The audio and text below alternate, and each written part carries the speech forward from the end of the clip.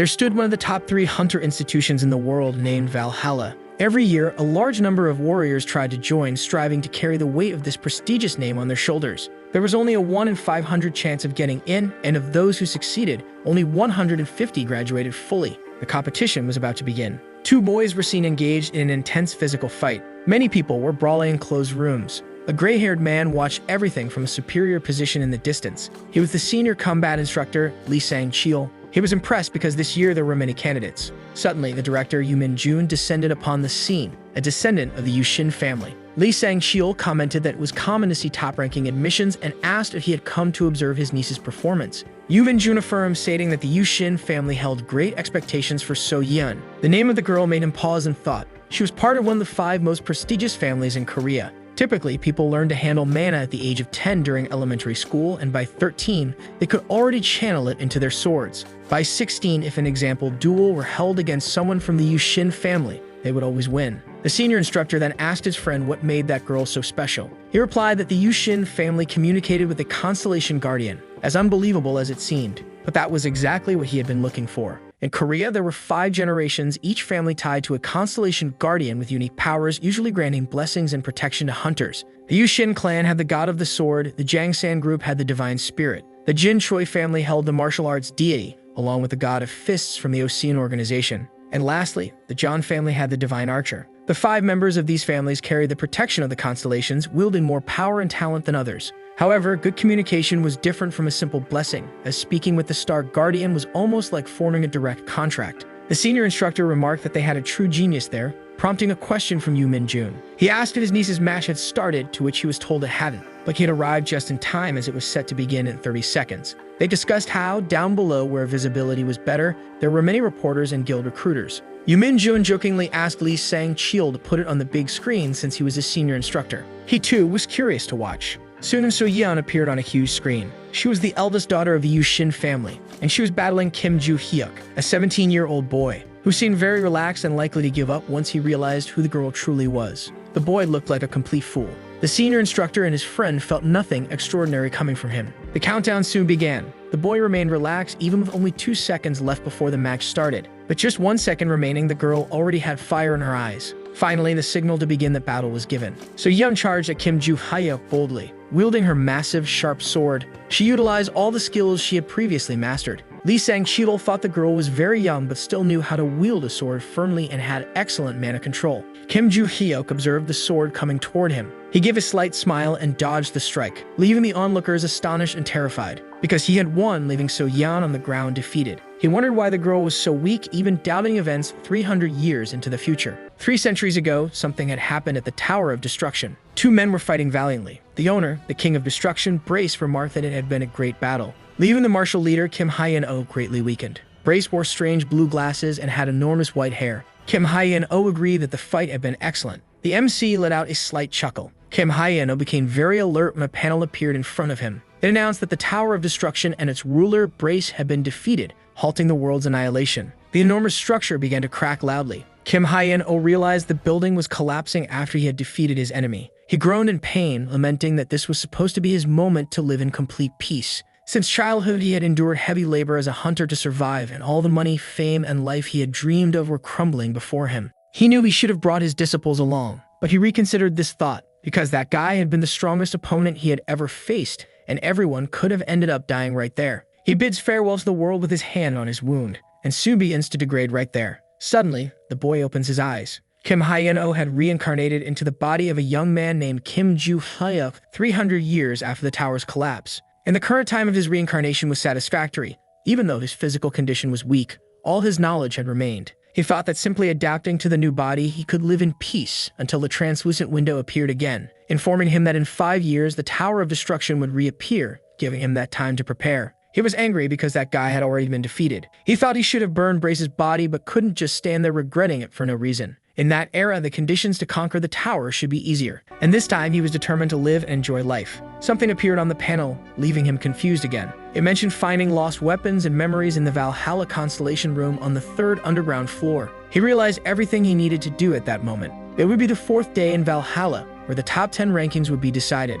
Those who were summoned had to head to the stadium. Kim Joo-hyuk got up excited to go there. All participants had to take their positions. The spectators were quite excited, watching everything. This was the same moment when the senior instructor thought there were too many people compared to last time. He observed everything from above. The newcomer Kim Joo-hyuk was ready to battle. The match would begin in 30 seconds, and his opponent was already in front of him. The eldest son of the Osun family, Oh Se-hyuk, aged 17, was there. He wasn't very good at literature, strategy, or martial arts. However, he had a talent of the others. It was his impressive and strong physique. He could do what others couldn't without mana, and even with little training, he grew significantly stronger. He was born with a top-tier physique that required no effort and was considered a genius for that reason. He stared fearlessly at his opponent with an extremely angry expression. The two were standing in front of each other. Kim Joo-hyuk showed the middle finger and insulted his opponent. This left Oh Se-hyuk furious and enraged. He charged at him, calling him trash. Kim Joo-hyuk thought that with the body he was reincarnated into, he wouldn't win in close combat and didn't know much about his opponent, with strength being the main issue so far. Even though the enemy had superior physical strength, it didn't mean he would win. Oh Se-hyuk tried to deliver a powerful punch to the reincarnated one. He dodged because he had martial arts to enhance his physique, and something very important as well. He landed a massive slap, knocking his opponent down. Oh Se-hyuk was left confused and unsure of what had just happened. Kim Joo-hyuk gave a slight wink with his right eye and revealed his ability to observe his opponent, landing a precise blow to his opponent's body, who rolled his eyes, blood coming from his mouth, falling unconscious and severely weakened. Kim Joo-hyuk won the battle, saying that if those two abilities weren't in harmony, this outcome would have been impossible. Even though this body was weaker than before and shouldn't have any problems hunting monsters and being a hunter as he once was. He headed to the exit after annihilating his enemy, leaving everyone who watched the battle perplexed. They commented on how Oh Se-hyuk was knocked out and brought down by such a simple attack. A man in the back thought deeply about all of this in silence. He was the head of the Osun family, the king of fists, Oh Chulshin, very angry at the opinion of those ignorant enough to call the attack simple. Even though his son had only trained his physique, ignoring martial arts, he should have easily dodged that blow. But this time, it was something he couldn't evade. Se-hyuk let his temper get the better of him and just charged at Kim Joo-hyuk. He had even used magic, which he rarely used, to try and end it quickly. But Kim Joo-hyuk tilted his head slightly to dodge. Since he was certain the strike was accurate, he shifted his entire center of gravity forward, making Oh Se-hyuk fly in despair, surprised by the missed punch. His opponent's hand was extended and open at that moment to counterattack. This meant that Kim Joo-hyuk moved faster than Se-hyuk at maximum speed, proving he already had a plan for the battle, and that alone was already a monstrous talent. Oh Chulshin, after processing all of this, remained silent and deep in thought. Unfortunately, many people also recognized the value of that rookie, and not all of them were ignorant. Oh Chulshin thought of the name Kim Joo-hyuk and resolved to ensure the boy would join the family no matter the cost. The stadium lights were turning on. Many fans of Choi Arenuna were there, cheering enthusiastically. The boy was quite impressed by those lunatics who had already served in the military yet were clamoring for a 17-year-old girl, calling her Nuna.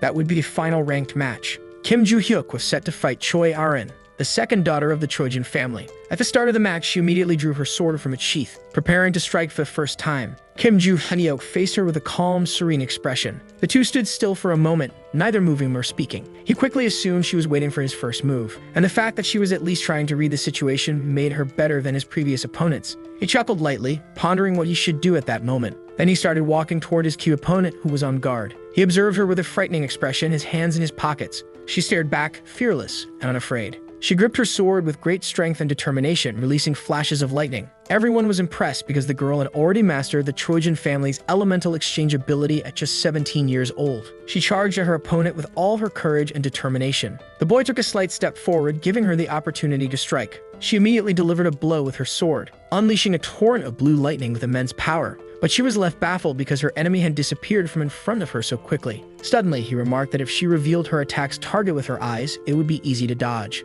He was standing calmly beside her. She was utterly confused by this, and out of nowhere, she was struck directly on her body. Her eyes widened, showing a mix of pain and agony, yet she felt relieved to have defended the blow. Kim Joo-hyuk stared at her without saying a word. Choi Erin quickly grabbed her impressive sword, flying backward with it in her hands. Kim Joo-hyuk was impressed because the girl had managed to block his blow with her sword, which was why he hadn't felt the impact on a human body, but rather on an object. She thought it was incredibly heavy. Suddenly, a fist touched her sword. Choi Erin stared at her opponent before her, who challenged her to dodge the next attack. Then he unleashed a powerful strike, sending the girl flying far away with a desperate expression. She landed on the ground, sprawled, and left there. The boy thought there was something odd about that attack. It seemed like his posture was slightly off. But in the end, it didn't matter because the victory was secured regardless. The panel displayed the top 10 admissions to Valhalla, and Kim Joo-hyuk ranked first. He was walking nearby, adjusting his shoulder. Suddenly, many voices left him surprised and confused. A crowd had gathered, begging for his attention and acceptance into a group. Annoyed, he shouted at everyone to shut up,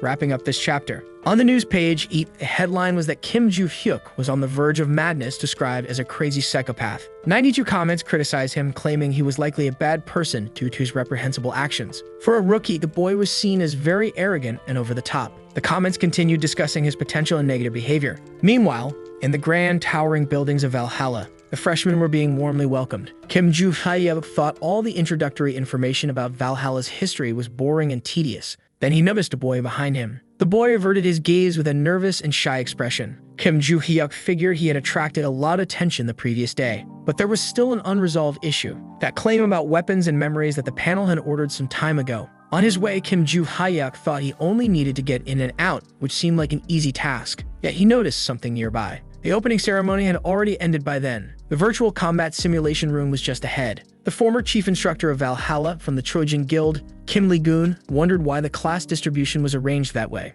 Ahead was Yu So-yeon from the Yushin family, and beside her stood Aren from the Trojan clan. In the middle was Oh Si-hyuk from the Osun group. They had said the classes would be distributed randomly, but 3 of the 5 geniuses from the families were in the same room. And there was something else interesting. The guy glanced at Kim Joo-hyuk and noticed that he was also in that class, completely condemning the man's year. He tried to calm himself to assert control over the situation right away. He introduced himself, saying it was a pleasure to meet the young ones and that he was the person in charge of the class as well as their instructor. First, he pressed a button on the podium he was standing at. All the girls panicked at what happened next. Suddenly, they all appeared in a vast field. Everyone began questioning where they were, as they had been in a completely different place just seconds ago. Kim Lee-gun grasped the hilt of his sword and thought about showing a bit of bloodlust right there. Suddenly, several demonic beings, hideous and terrifying, appeared, filled with rage and wielding various weapons. Everyone began screaming and panicking at the sight of it all. Oh Si-hyuk thought those were orcs and goblins, and there were at least 100 of them. Suddenly, the ugly green monster started moving toward him. One tried to strike him with its sharp-clawed hand, and another tried to leap toward the boy, but it was stopped by the protective barrier. Kim Lee-gun thought everything was going according to plan, because the barrier was working perfectly. He then called Kim Joo-hyuk closer. The latter approached the podium, and was promptly asked by the instructor if he could handle all those monsters entirely on his own without any help. These were the monsters surrounding the barrier. The boy thought silently about his answer. Kim Lee-gun reasoned that he was now certain of the boy's diminished ego, which was natural since most had only ever seen monsters in books and comics. He told Kim Joo-hyuk to stop pretending to consider it and just say no so the lesson could proceed. The boy gave a slight smirk. This made the instructor angry because the boy was laughing, and soon he discovered that Kim Joo-hyuk could, in fact, handle the monsters alone. He thought the boy was bluffing and told him to try since he was so confident and certain about it. Kim Joo-hyuk questioned him, saying that such a thing couldn't be done on the first day without some kind of reward for the mission. After saying that, the boy was really speaking his language, and was quickly asked what he wanted to bet on at that moment. He replied that if he handled all the monsters, the instructor would fulfill all his wishes as long as they were within his power. The boy placed his hand on his chin, thinking, and said that although it wasn't a big deal, he would accept the deal. The instructor tried to intimidate the boy, who simply asked for the sword quickly. Because it would be impossible to fight barehanded without any weapon to assist, he immediately placed his hand on his sword and handed it over for the boy to use. Kim Joo-hyuk observed the weapon with a delighted and excited expression. He placed it on his back, looking at the enormous challenge ahead. The instructor watched everything with a downcast expression. All the young people were also watching, thoroughly entertained. Kim Joo-hyuk firmly gripped the weapon and began to fight bravely and fiercely against the monstrous beings, concluding this chapter. He had a furious and angry expression, continuing to bravely eliminate all his opponents. One of them tried to strike him cowardly from behind, but the boy quickly gripped his weapon firmly and blocked the potential strike without a moment's hesitation. He thought he wasn't doing too badly, considering it had been 300 years since his last action with the blade. Back then, due to the monsters, humans couldn't fulfill their roles and all types of weapons were used to kill them. But even so, the sword remained a very familiar tool. He attentively observed 2 things as he had noticed something strange. There was a monster trying to attack him mercilessly and cowardly from behind. Kim Joo-hyuk quickly dodged the cowardly strike, and everything was just as he had imagined, following a very simple pattern. It was just a very well-made NPC monster simulation. Everyone inside the capsule watched him, thoroughly impressed. Kim Lee-gun thought it was impossible, as he had only lent the boy a mere, almost useless sword. It had no magical power or fast fencing capabilities, yet the boy was cutting through everything with incredible ease and mastery. It was as if the sword was absorbing all those monstrous beings. The girl was stunned, and the boy reflected on all that madness. She observed him through the protective capsule, standing completely still. She remained silent, not uttering a single word, with an expression of amazement and perplexity. Kim Joo-hyuk stated that he wanted to go to the constellation room, since he had defeated all those weak enemies. He left the area and headed toward the protected barrier. He then asked if the instructor would fulfill his promise, making him visibly angry and irritated. The sun was already setting amidst those towering buildings. Kim Lee-gun wrapped up his class and advised the tired students to rest in their dormitories without lingering in the area. The boy was slumped in a chair in the classroom, thinking the class was too long and wanting to grab his belongings to leave as quickly as possible. He also thought about how he never wanted to teach students and hadn't even gone to school himself before. And while the class had been boring most of the time, he had managed to gather a lot of important information, especially regarding topics related to the history of constellations. In his previous life, there was no such thing as speaking of it. Constellation was the term used to describe the transformation of those who amassed great fortunes into deities, often connected with hunters. Valhalla in Korea was the third largest academy in the world, containing various constellation relics. Kim Joo-hyuk thought that everything about slaying monsters and swordsmanship seemed useless, and that he should head to the dormitory to focus on practicing martial arts, as his body was quite weak. But suddenly, he noticed something unusual. It was the white-haired girl approaching from behind. Meanwhile, in the professor's office, a man sipping coffee commented that his friend had been through a lot. Kim Lee-gun admitted that, to be honest, it was more embarrassing than truly painful, and questioned whether that boy was really a high school student to Lee Sang-cheol, who was astonished to learn that the boy had killed 120 monsters in the simulation room without having ever seen one in real life. What Kim Lee-gun was saying was absolutely true. From what the senior instructor observed, Kim Joo-hyuk seemed ordinary, but carried something in his past. Kim Lee-gun was impressed to discover that the boy was an orphan from a small orphanage in a highly dangerous area, and by no means was he lying, as Lee Sang-cheol had conducted his own research on the matter. Furthermore, a fraud wouldn't attempt to enter Valhalla by causing a scene at the opening ceremony. Lee Sang-cheol asked if the boy had requested to enter the constellation room, receiving an affirmative response from Kim Lee-gun. The senior instructor said he would let the boy go to the first floor of the basement according to the director's instructions, making his friend very grateful for it. And since he had brought him there, he should take responsibility. Besides, he didn't know much about the completely restricted area on the 5th floor, but there should be no problem with a quick visit to the first. Kim Lee-gun expressed concern about what might happen in the next year, leaving his friend confused. His class had 3 students from the 5 families, and it wasn't easy to manage even one of them, which the senior instructor fully understood. He didn't try to comfort him, but mentioned there was an exchange student from the Ventric family in another class, leaving him quite surprised. Rockdale Ventric belonged to the Direct Ventric group. Kim Lee-gun had heard that the boy had been expelled from the British Academy for causing trouble. He took a deep breath, still somewhat worried, and said that after hearing that, he felt his situation was better than the neighboring class. Kim Joo-hyuk looked at the girl with a dubious expression. She also stared back at him without saying a word. He broke the silence, asking what had happened. The girl asked him to teach her all those swordsmanship techniques concluding this chapter. Kim Joo-hyuk didn't quite understand all of it. The girl was very eager to learn the swordsmanship he had demonstrated earlier, but he responded negatively, and she questioned his decision. He replied that it was simply because he didn't want to teach, and since the girl had nothing more to say, he would leave. She looked into his eyes and asked, "Please." He answered again that he simply didn't want to teach her. Insulting her, he called her deaf and told her to stop following him immediately. Because Kim Joo-hyuk had no intention of teaching her, he walked away from the spot immediately, leaving the girl there alone looking sad and disappointed. The next day, in the grand buildings of Valhalla, Kim Joo-hyuk was sitting in his classroom chair, very quiet and deep in thought at that moment. He looks at his hands and realizes his body was better than he thought. Yet he couldn't do much since he had no magical power, and it was hard to control his mana. This problem could be resolved if he found that thing, and for that, he would prepare a little magic. Suddenly, someone approached him speaking. It was a blonde show-off bully. He was Rockdale Ventric, accompanied by his assistant, Uriah de Felix. He walked over to Kim Joo-hyuk's desk. Kim immediately asked for his identity. Rockdale Ventric thought the boy was uneducated since he didn't know his family. He quickly introduced himself and said he didn't want to waste time. He asked if Kim Joo-hyuk was interested in becoming strong. He invited him to join the main Ventric family. In most families, the affiliated lineages had more difficulty gaining power and wealth compared to the main branch. However, the Ventric family had a beak mask, a constellation guardian, making it different from others. Typically, an S-class soldier or higher would protect the organization, directly selecting a star member and granting them power and protection.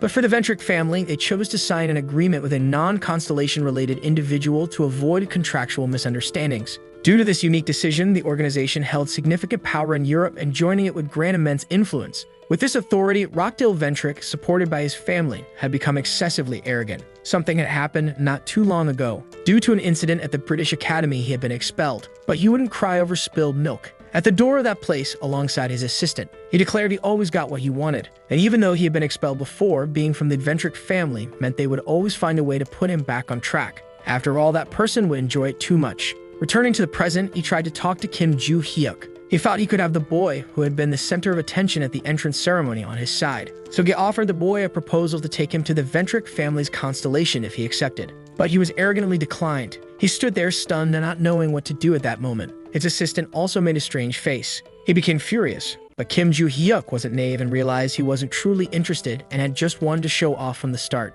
Rockdale Ventric angrily called the boy a rude, disgusting brat. Suddenly, an authority figure arrived, ordering everyone back to their seats and calling out the show-off. This made him even angrier because the man addressed him by his full name. The man was the senior instructor, Lee Sang-chil. He emphasized Valhalla's rules, reminding everyone that this wasn't the academy. The show-off thought about that man, knowing he was a combat instructor. He gritted his teeth in rage and fury, returning to his seat quietly with his servant. He declared he would encounter Kim Joo-hyuk again someday. Kim watched everything with his red eyes without saying a single word. Later that day, as school ended, Kim Joo-hyuk thought about how he hadn't learned anything related to the Constellation Hall during the lessons and had instead gotten involved with an idiot that morning. He pondered many things about the guild scouts, students, and instructors who wanted to recruit him despite his criticism of them. Once again, someone approached him from behind. It was the persistent girl asking him to teach her fencing again. He became annoyed, realizing it still wasn't enough for her either. Back in the Grand Valhalla dormitory, more specifically in the highest class hall, inside someone was seething with anger, smashing chandeliers with uncontrollable fury. It was the annoying and arrogant Rockdale Ventric. He was infuriated by the orphan Kim Joo-hyuk, who had humiliated him. He demanded that Uriah immediately call Dronzer as he needed someone to deal with a certain person, ending the chapter. Rockdale Ventric continued to simmer with rage. He once again called his poor assistant by name. She stayed quiet and still as he spoke. He grabbed her hair forcefully and cruelly, demanding she respond immediately. He then asked if she still believed herself to be the eldest daughter of the palace family. He threatened to throw the poor girl out of the group, prompting her to beg him out too. He swiftly threw her to the ground with all his strength. Once more, he ordered her to call Dronzer as there was someone for him to deal with. He also instructed her to inform a second-year member of the Rise family that he wanted to see him. The terrified, helpless blonde assistant replied affirmatively. At their Valhalla dormitory, specifically in Kim Joo-hyuk's room, he was meditating with bright blue magic radiating from his body. He was deeply focused on what he was doing. Suddenly, he coughed, releasing a lot of smoke. Realizing once again that his body was truly useless and couldn't summon any magic with it, he entered a deep silence, lost in thought. He began recalling his return to the dormitory that afternoon, when the girl had appeared behind him once again, and approached him for the second time. They had already reached the dormitory door and she kept following him. She repeated her request like a parrot, being so irritating and almost begged for action to be taken. He then proposed 10 million won per lesson. The girl looked deeply saddened and disappointed again, and since she probably couldn't afford it, he had decided to leave. Suddenly, she asked for his phone, leaving him utterly confused and unsure of what was going on. He asked why she was doing that. She was adding her number, so it would be easier to transfer the payment, leaving Kim Joo-hyuk even more astonished. Out of nowhere, he received a notification on his phone. It was a transfer of 100 million won, and now he was supposed to teach her his impressive and masterful techniques. He said he wouldn't do it and would decline the transaction. Returning to the present, he reflected on how shocked he had been earlier. How could a high school student have 100 million won? If he were to teach her, he wouldn't have to reveal all of his secrets, but the sheer amount of money was overwhelming. He figured he could use it for what he needed, so it didn't matter, even if his mana was as limited as a beggar's. He stood up, ready for his mission, taking his first steps toward victory. He was going to find the secret vault at that moment, even amidst complete darkness. He walked through dense vegetation. He thought about how he had checked beforehand, but most vaults hidden 300 years ago had been destroyed. According to his research, only 4 might remain, and it was likely that just 3 were left. One thing was certain, they would be in the Valhalla Mountains, and he would search without giving up. He began to channel all of his blue magic. The vault's location could be determined by sensing the marble, which responded to his abilities and could be detected even with minimal effort. A bright circle appeared on the ground. Finally, Kim Joo-hyuk had found something. He approached the glowing neon blue circle and started digging with his iron shovel, once again realizing how weak his body was. He thought that if he had known about this hardship, he would have buried it in a shallower, more accessible place. And if it weren't for the Tower of Destruction 300 years ago, there would have been no need for any of this. The world had been on the brink of destruction, and there was no safe place for his riches, so he had built great vaults and stored everything there. With great faith, he believed the contents inside would be safe and intact. The sun was already rising over the towering buildings of Valhalla, and at last, Kim Joo-hyuk found what he was searching for, the long-sought vaults of treasure. The location of the lock was a mystery, but he quickly found it. A regular key wouldn't fit in that lock. so he crafted a line of magic, shaping it into a special key. It fit perfectly into the keyhole, and he celebrated his achievement. The door began to open slowly, using all the strength he had in his frail body. At last, he managed to enter the vault, landing on his feet in front of countless golden treasures. With a wide smile of joy and excitement, he even asked how his riches were doing. Concluding this chapter, he stared silently at all that money with a thoughtful expression. Now that he didn't have to worry about money, he could search for what he needed in peace. Suddenly, he was startled by something he saw. The storage stones were right before him. To maintain the vaults, he had imbued them with a bit of magic, and the day to use them had finally arrived. He picked up a magic stone in his hand. It began to emit a bright blue light. This was expected of a storage stone, as its magical power should overflow in exactly that way. He stopped extracting the magic and said he would first take care of the remaining storage stones, deciding to transport the lighter jewels before the heavy gold bars. The day was beautiful in Valhalla. Kim Joo-hyuk was once again sleeping in his chair like a zombie. He thought he must be a cursed lunatic for planning to build a vault in the future, as his muscles were already aching just from digging a little. Suddenly, the girl appeared in front of him again, asking him to teach her swordsmanship techniques. It really seemed like she wasn't going to let it go. He reasoned based on his information why she had chosen him to teach her swordsmanship, and soon asked Arin Choi about her persistence, since she could learn everything from her family. She replied that she had never seen anyone handle a sword better than Kim Joo-hyuk. He then questioned her about her father, as he was the head of the Trojan family, and probably better with a sword than him. Just as she was about to talk about her father, the instructor called Kim Joo-hyuk to the teacher's lounge, leaving him very confused about it. But it was all related to the things he had asked about last time. And since he really wanted to know, he quickly got up without hesitation. He rose from his chair and left, leaving the girl standing right there. She asked for permission to speak. She remained silent for a moment with a slightly sad expression. Kim Joo-hyuk told her that the next day at 6 in the morning, she should meet him at the local training field. She was stunned by the information she had just received. The boy asked if she didn't want that opportunity. She had a moment of realization and replied that she would definitely be there. Meanwhile, in the nearby teacher's lounge, the instructor sat in front of the boy, and since he had a class in a few minutes, he spoke quickly and without delay.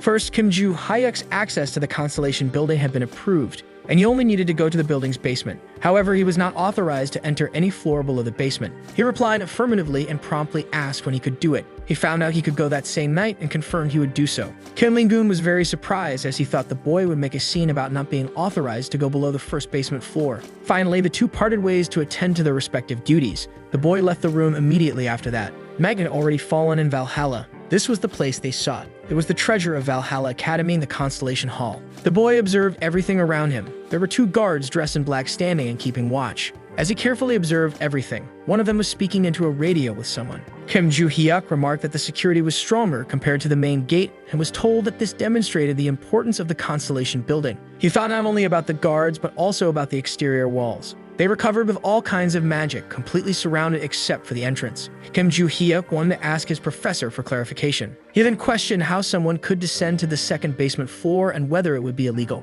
Kim Ling-gun quickly replied that it wouldn't make someone a criminal, but would get them expelled from there. Moreover, they'd go insane before leaving the school, leaving the boy slightly confused about it. Kim Ling-gun then explained that on the second floor, the magical power of the constellations flowed without restriction, and anyone who touched the magic would have their mind shattered. The boy quickly grasped the situation. Meanwhile, the instructor wondered why the boy had asked about this before entering the building, as it seemed like he truly wanted to go down there. But he soon dismissed the thought, reasoning that the top entry candidate wouldn't do such a thing since staying at the academy was much better. Kim Ling-gun informed him that he had only 30 minutes. The boy replied affirmatively, saying he'd be back soon. Suddenly, the panel appeared, displaying and ordering the same things as before. He observed it carefully right there. Kim Joo-hyuk didn't care about being expelled since he had come to Valhalla solely because of that place, and he had to go to the third basement first. He wondered why there were so many endless stairs in that building, as he descended them quickly. Suddenly, he saw something ahead of him. That place looked like a massive prison. He was sure the Constellation Hall was on the first basement floor. All of it didn't seem that important, leaving him uncertain about going deeper. Suddenly, the panel appeared again,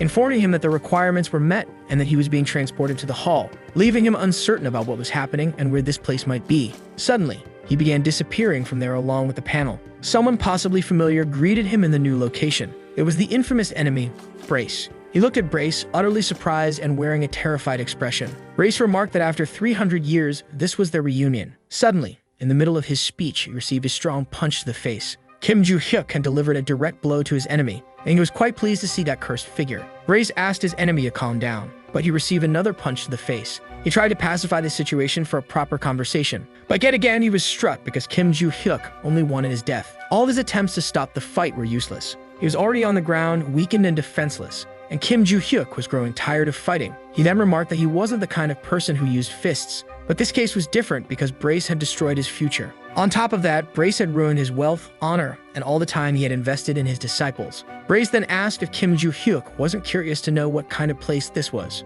Kim Joo-hyuk admitted he was curious because there didn't seem to be anything peculiar about it. Brace explained that this was an imaginary world, a space within a relic, leaving Kim Joo-hyuk confused. What Kim Joo-hyuk was seeing, according to Brace, was purely imagination because his body had ceased to exist 300 years ago. He wanted to say that he had always been within that relic. The boy was deeply shocked as this revealed something significant. Brace gave a slight smirk at that moment and declared that he had become a constellation, leaving Kim Joo-hyuk speechless for a moment. Then, in anger, he delivered another strong punch to Brace's face. Meanwhile, outside the building, Kim Ling-doon had been waiting for the boy for quite some time. Suddenly, something appeared before him. It was Kim Joo-hyuk, being searched by the local guards. Ling-doon questioned if the boy had done anything strange, but Kim Joo-hyuk said he had only looked around. He added that he hadn't gone any deeper because he didn't want to lose his head. The instructor then ordered him to go home and Kim Joo-hyuk agreed. He soon left the place. On his way back to the dormitory, he recalled the reunion with his terrible enemy from the past. He didn't care that Brace had become a constellation,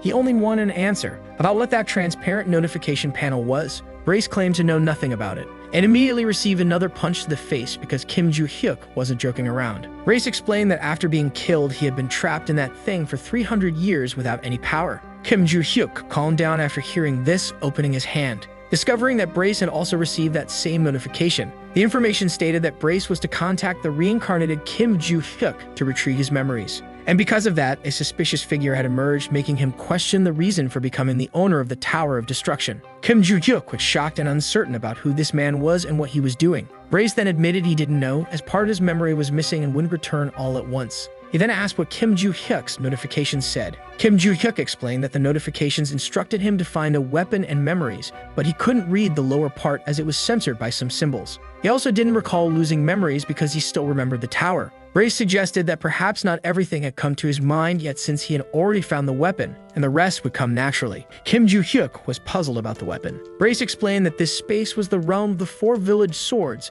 which had become sacred relics, and that he had become a constellation because he had used one of them. Kim Joo-hyuk called him a curse being once again filled with rage. Back in the present moment, Kim Joo-hyuk reflected on how his village sword had become a relic and housed a constellation, leaving him deeply confused. He wanted to destroy everything and leave it behind, but there was one issue. Kim Joo-hyuk grasped a blue magical sword with his hand. He began thinking about Brace, who had once been called the King of Destruction, and how the new mission on the panel was only achievable with the village weapon. Suddenly, someone arrived, asking for his identification. They were a group of bullies and show-offs. The leader of the group was the eldest son of the Sunrise family, Lyric Sunrise, who said the seniors were away on a trip and demanded the boy introduce himself. Kim Joo-hyuk wondered what kind of senior and bully accepts freshmen. The show-offs commented on the boy's behavior and his lack of manners for not saying hello. One of them said he wanted to beat the boy up and receive the leader's approval. He approached Kim Joo-hyuk holding something in his hand. But as he started talking about the differences between first and second years, he took a massive kick straight to the chest. Kim Joo-hyuk told the thugs to come at him and stop talking so much, ending the chapter. The short-haired show-off groaned in pain and agony from the kick he had taken. Kim Joo-hyuk leaped, preparing another precise strike, and delivered another blow, this time to his talkative enemy's face. The boy flew far, utterly destroyed and severely battered. He landed on his backside, causing a loud thud in the area. Finally, he hit a wall, stopping abruptly. The blonde boy thought Kim Joo-hyuk was insane and reckless. His eyes widened as he stared at him in fear. He noticed that the boy, who moments ago had no weapon, now wielded a sword. Kim Joo-hyuk commented that the perfect grip felt incredible, something he hadn't experienced in a long time. He quickly ordered the thugs to attack because if they delayed, they'd be crushed. 3 hours earlier, Rockdale Ventric told the blonde boy he only needed to do something very simple. It was just to deal with one weak, useless student, and in return, a reward benefiting the Sunrise family would be given immediately. He provided the identification of the first-year student he wanted targeted. It didn't matter if the boy used weapons, as the mess would be easily cleaned up regardless. Finally, he asked if the boy would accept the proposal. The blonde boy said he understood everything and accepted it. He left, slamming the door hard and quickly without hesitation, thinking that the boy's first-place rank didn't matter because he was a first-year novice and couldn't compete with someone from the second year. The difference in rank between people was inevitable due to the first year's contracts with the constellations. Valhalla students had to visit the constellation room in the second semester of their first year to form a contract and become second years. Once they became contractors, they could invoke and use the power of the constellation, and in the blonde boy's mind, Kim Joo-hyuk himself didn't have an active guardian. He thought it would be easy to crush the boy. That's what he believed, but there was a problem with all of this. At that moment, the boy was already moving his sword, striking down yet another show-off. One of them cursed him, holding a sharp, blood-red knife, but suddenly he heard something approaching him. It was the rookie's sword mercilessly annihilating him without hesitation. Out of nowhere, Kim Joo-hyuk heard something heading in his direction. It was another thug trying to attack him cowardly, the boy swung his sharp, pointed sword, but it struck only the dirt floor. The attacker stood there, confused as he had missed his powerful, strong strike, and Kim Joo-hyuk was already beside him, mocking him relentlessly. He promptly landed a precise sword strike to the thug's filthy, ugly face. The attacker flew far from the spot, leaving his friends stunned at what they were witnessing. And finally, after flying through the air, he landed headfirst on the ground brutally and harshly. The blonde boy was shocked as the rookie was taking down the second years one by one without even breaking a sweat. Before becoming contractors, second years should have better skills than first years, but these had proven to be useless and weak. The blonde boy wondered about the strange, unprecedented swordsmanship technique. It seemed like the boy was just moving around with moderate strength, but those hit could barely stand. Kim Joo-hyuk then faced the remaining opponents, and said he would crush anyone wasting time during the fight. The blonde boy thought everyone there was deciding whether to attack or run away immediately. He told his team not to be afraid because the boy was just a weak, useless rookie. Kim Joo-hyuk remarked that the bully leader had a lot of nerve. This comment made the blonde boy furious and enraged, and he charged at him without hesitation. But suddenly, halfway there, he felt something touch him. It was Kim Joo-hyuk's sharp sword striking his body. He mocked him for standing still even knowing he would be hit, and finally delivered a strong and precise blow to his opponent. Using all the strength he had in his body, the blonde boy wondered when the rookie had managed to get so close, and then collapsed to the ground, unconscious. Kim Joo-hyuk immediately opened his palm and slapped the boy's face several times to wake him up. He also asked who they were and why they wanted to fight him without any apparent reason. The blonde boy explained that they were all senior veterans. Kim Joo-hyuk thought this wasn't normal and suspected there must be someone behind this pointless fight. The pale boy with earrings admitted it was just to break the nose of the rookie ranked first and nothing more. Kim Joo-hyuk mocked them, speaking about their supposed loyalty as bullies. And as he was leaving, he was called back by the arrogant little boy. The boy warned him that if people found out about the incident, the rookie would be expelled immediately. But Kim Joo-hyuk didn't care, saying everyone would know about this embarrassing and shameful defeat for the losers. Several second-year students had attempted to beat up a freshman but ended up losing miserably, which would be humiliating if it got out. So the blonde boy should think carefully if he wanted any chance of joining a guild. Kim Joo-hyuk left after saying that, leaving everyone on the ground, beaten and humiliated. The clock struck 8:28. Rockdale Ventric anxiously waited for a call with great anticipation. Suddenly, Varric Sunrise called him, leaving him excited. He immediately asked the boy if the beating had been delivered as promised, but the boy simply revealed the contractor's name at that moment and informed him that he was withdrawing from the job and relinquishing the responsibility, ending this chapter. The chapter begins with Rockdale Ventric being stunned by the boy's words. The blonde boy advised him to stay away from anything related to Kim Joo-hyuk from now on. He reflected on what had gone wrong with that cursed boy because just hours ago he had been confident. He suggested filing a report with the administration, because if there were any visible bruises left, there would likely be enough evidence to proceed. If the blonde boy did what Rockdale Ventric requested, he would be rewarded and sponsored by the family. But the boy thought that even with sponsorship from such a powerful group, they wouldn't be able to recover their lost honor. He then hung up on Rockdale Ventric, leaving him furious and enraged. He cursed the boy and smashed his phone to the ground. His assistant simply watched the scene, standing still and silent. He then called for Yuria, who responded affirmatively. She had already carried out Rockdale Ventric's orders, but since Dronzer was far away, it would take a long time for him to arrive. This made him even angrier because the boy was so distant. Meanwhile, in the beautiful country of Mexico, more specifically at the Aripia Academy, several boys lay sprawled on the ground. A brute was looking at his high-tech phone amidst all the chaos. He was the fearsome Dronzer Ventric and noticed that his brother wanted him to go to Korea because he would have to deal with someone named Kim Joo-hyuk, and the reward was already prepared, leaving him excited to hear this. He thought there was no one he could turn to for money after being kicked out, and now a great turnaround had happened in his life. The next day, at 6 p.m. in Valhalla's Grand Training Hall, Kim Joo-hyuk was impressed by the size of the enormous space and was already excited, ready to run tirelessly with great determination. Suddenly, someone arrived and questioned his presence there. He discovered it was Barch in the sealed sword, leaving him surprised. Kim Joo-hyuk was only impressed because he thought the boy had escaped somehow and would need to beat him up and put him back. But since that wasn't the case, everything was fine between them. Kim Joo-hyuk planted his feet firmly on the ground and began stretching while asking questions to his fearsome enemy. He talked about the sword that had become an artifact and was currently being kept at Valhalla, as well as how they had left the Constellation Room with it. Kim Joo-hyuk was concerned because Brace had swapped the weapon for a slightly identical replica. He was questioned about how he had learned to do that and replied that even after losing all his power, you could still create such forgeries. Kim Joo-hyuk discovered that Brace didn't know why he had such strange abilities. Suddenly, the gray-haired girl arrived at the scene. While Kim Joo-hyuk was still stretching his body, he was surprised by the girl's presence. She then asked about the swordsmanship lessons, but the boy wasn't going to teach her at that moment.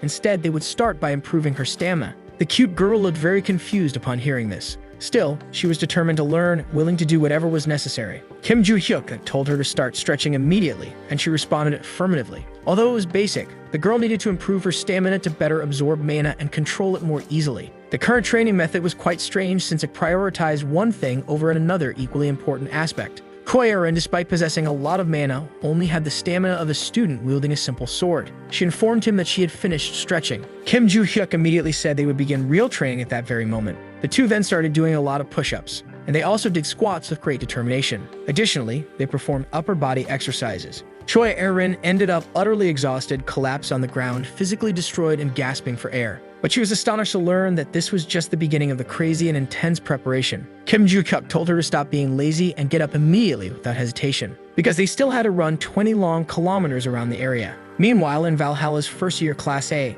Kim Joo-hyuk wondered about the girl's physical condition and commented that she had a body with great development potential. She was next to him, apparently tired, with dark circles under her eyes and a physically worn-out expression. The class teacher then called for silence from everyone present. The superior class instructor and supervisor of dimensional monsters, Lilia, informed them that they would have a simple written exam that day. Even though she had briefly explained it on the first day, she had asked all students to study. So that day, she would test their knowledge of how to deal with each individual monster. The exam began shortly after. Everyone seemed deep in thought as they worked on it. Even Choi Erin appeared to be struggling with the test. Kim Joo-hyuk stared at her as if she were his most feared enemy. Suddenly, the teacher checked the time on her very advanced and stylish watch. She then announced the end of the time limit, instructing everyone on how to return the test papers. That test wouldn't count toward the general individual ranking, but would measure their skills for the next class. Once all the tests were submitted, she informed the class that next week they would begin the first official lesson in the virtual combat communication room. She then bid farewell to everyone as she quickly left the room.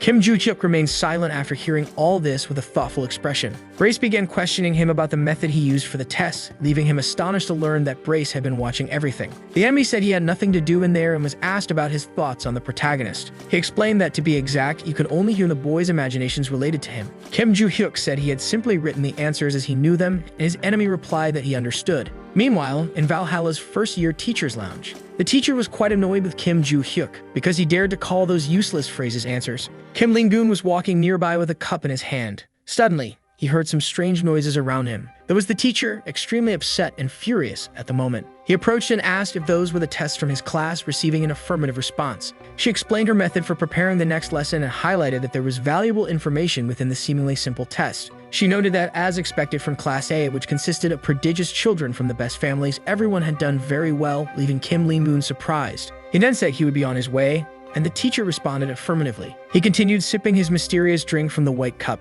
Suddenly, he was startled by a loud scream, causing him to spill the entire contents of the cup. That was the moment the teacher became furious upon looking at Kim Joo-hyuk's test. He approached her and asked if the prodigious boy hadn't tried hard enough. He discovered that the boy had been mocking the class in such a way, leaving him astonished and shocked. Lilia stated that this couldn't be ignored and that she would show all the answers in the next class, because it wasn't that easy to deal with monsters in such a manner. A week later, during a virtual combat simulation at Valhalla, Lilia announced that she had graded the tests from the previous class, and although most students did very well, there was a caveat. She ordered Kim Joo-hyuk to step forward. Without hesitation, he did as instructed. The two stood facing each other. Lilia handed the boy his test sheet. It was marked with numerous red corrections. The teacher then revealed that Kim Joo-hyuk had received a 0, and it seemed he hadn't taken the tests seriously. He disagreed, insisting he had put effort into it. She had a few questions for him. The first was his answer to the question about the most effective method to handle a stone goblin. Kim Joo-hyuk replied that the solution was to strike it in the stomach. The second question asked what to do if 8 wild goblins were charging at someone. Kim Joo-hyuk answered that the solution was to send each one to hell, starting with the closest. The teacher couldn't believe he was serious with those answers, and he hadn't even tried to disguise his lack of effort. The best way to kill a stone goblin wasn't with a sword, as it wouldn't be powerful enough. Lilia doubted Kim Joo-hyuk could even manage it. He contradicted his teacher, saying he would finish the fight with a single strike. This left her irritated with his nonsense and boundless ego, but she understood his confidence. And since Kim Joo-hyuk was so sure of his answer, she decided to give him a unique opportunity. Suddenly, a loud noise echoed through the area. A monster roared, trying to intimidate everyone. It stood in front of the prodigy boy and the protagonist. The teacher then informed him that if he could kill the stone goblin exactly as he had explained, she would immediately change his test grade. Kim Joo-hyuk said he understood. He placed his test on the control table for the time being. He then selected a single sword from among all the weapons and charged toward the stone goblin without hesitation. The goblin stared at him with a horrifying, grotesque expression. The teacher already knew he had killed 120 goblins before, so she was confident in his talent,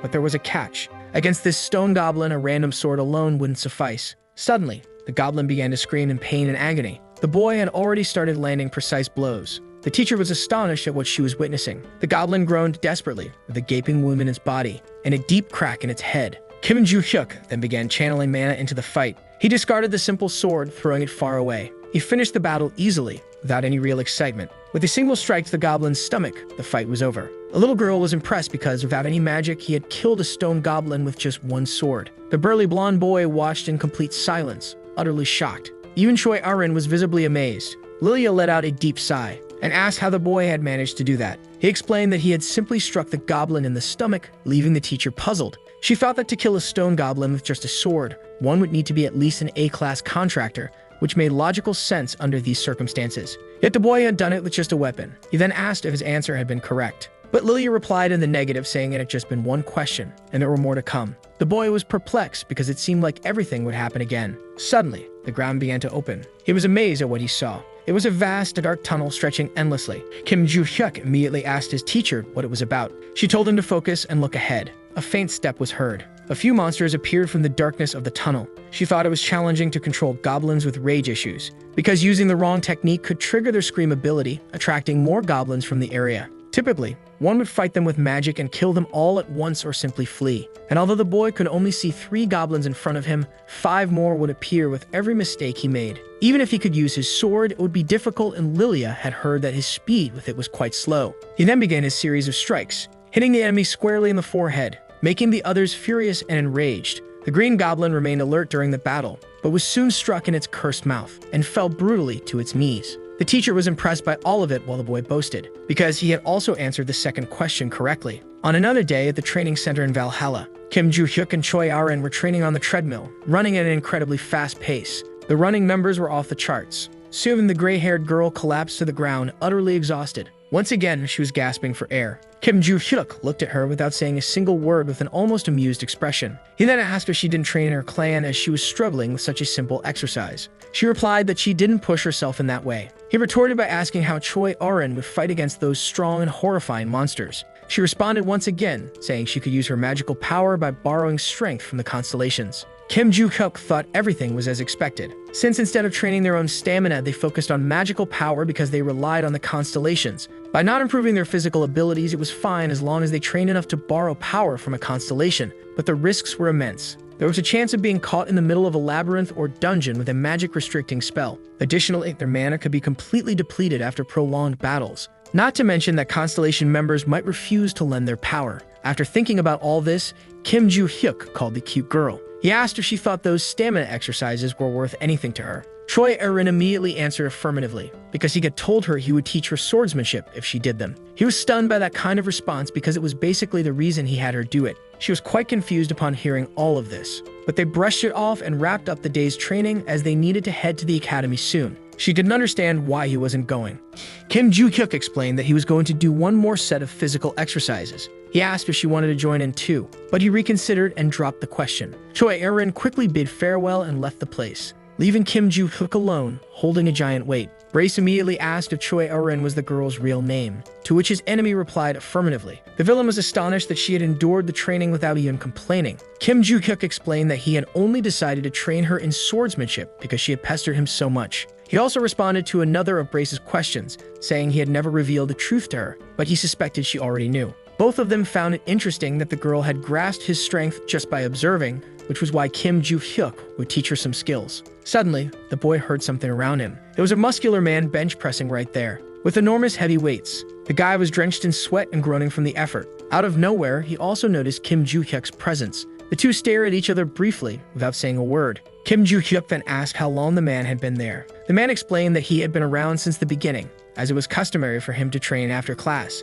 He quickly excused himself and left the area. Kim Joo-hyuk began contemplating the martial skeletal structure and skills of Si-hyuk. Brace immediately questioned why the boy was interested in that muscular man. He explained that Si-hyuk was destined to be smarter than those who only train in magical power. Kim Joo-hyuk asked Brace what those cursed constellations did, to which Brace replied that he wasn't entirely sure. The boy mocked his enemy for only being able to say that. Brace explained that even as a constellation himself, he had been isolated there for 300 years, knowing nothing about the others. He also mentioned that Kim Joo-hyuk could probably learn more about them if he completed the new mission in the Systems tab. This left Kim Joo-hyuk deep in thought about the subject. The panel suddenly appeared with some information and precautions to be taken. It mentioned the center of the Great Valhalla Forest, home to Madagaga Rona, leaving the boy pensive. It was a place he had heard about in class and was the final survival location they had visited during the first semester. He thought that if it weren't for that cursed mission, he would just leave after recovering his belongings, but it seemed like he needed to be stealthy for now. Brace immediately questioned the boy's thoughts, which he quickly justified by recalling the fight that had happened,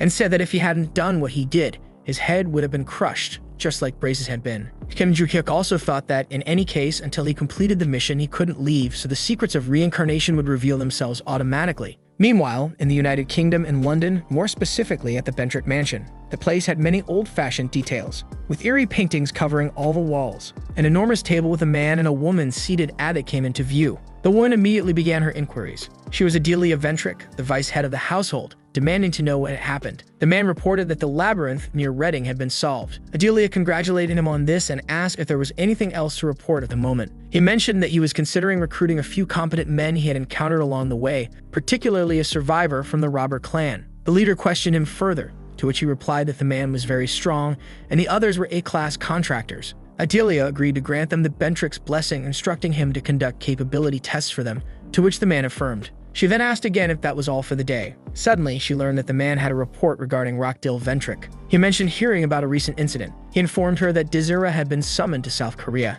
This left Adelia furious, her expression filled with rage. Dezira Ventrick was the black sheep of his family, the worst delinquent to exist. He had committed numerous heinous acts using the family's name, including killing 5 people at the British Academy at the age of 19, simply because of an argument. At 20, he was completely disowned by the Ventrick family. Adelia reflected on how he had been hiding for many years and was now going to meet Rockdale. She then ordered surveillance to be placed under Rockdale's name, to which she received a firm affirmation. The man was also instructed to inform the arrogant young boy. Because if he was caught doing anything suspicious, he would be removed from the family immediately. The man affirmed this once again, saying the report was complete and excused himself promptly, leaving Adelia alone in the enormous room. She remained silent, her expression contemplative, thinking about all those cursed fools using powers they didn't earn through merit. That ability was something beyond normal. On her chair, the words "all for one" and "everything is only for one person" were inscribed. In the end, all abilities were meant for her. Lost in thought, she sought confirmation from something. It was the eerie painting of the Guardian constellation on the wall.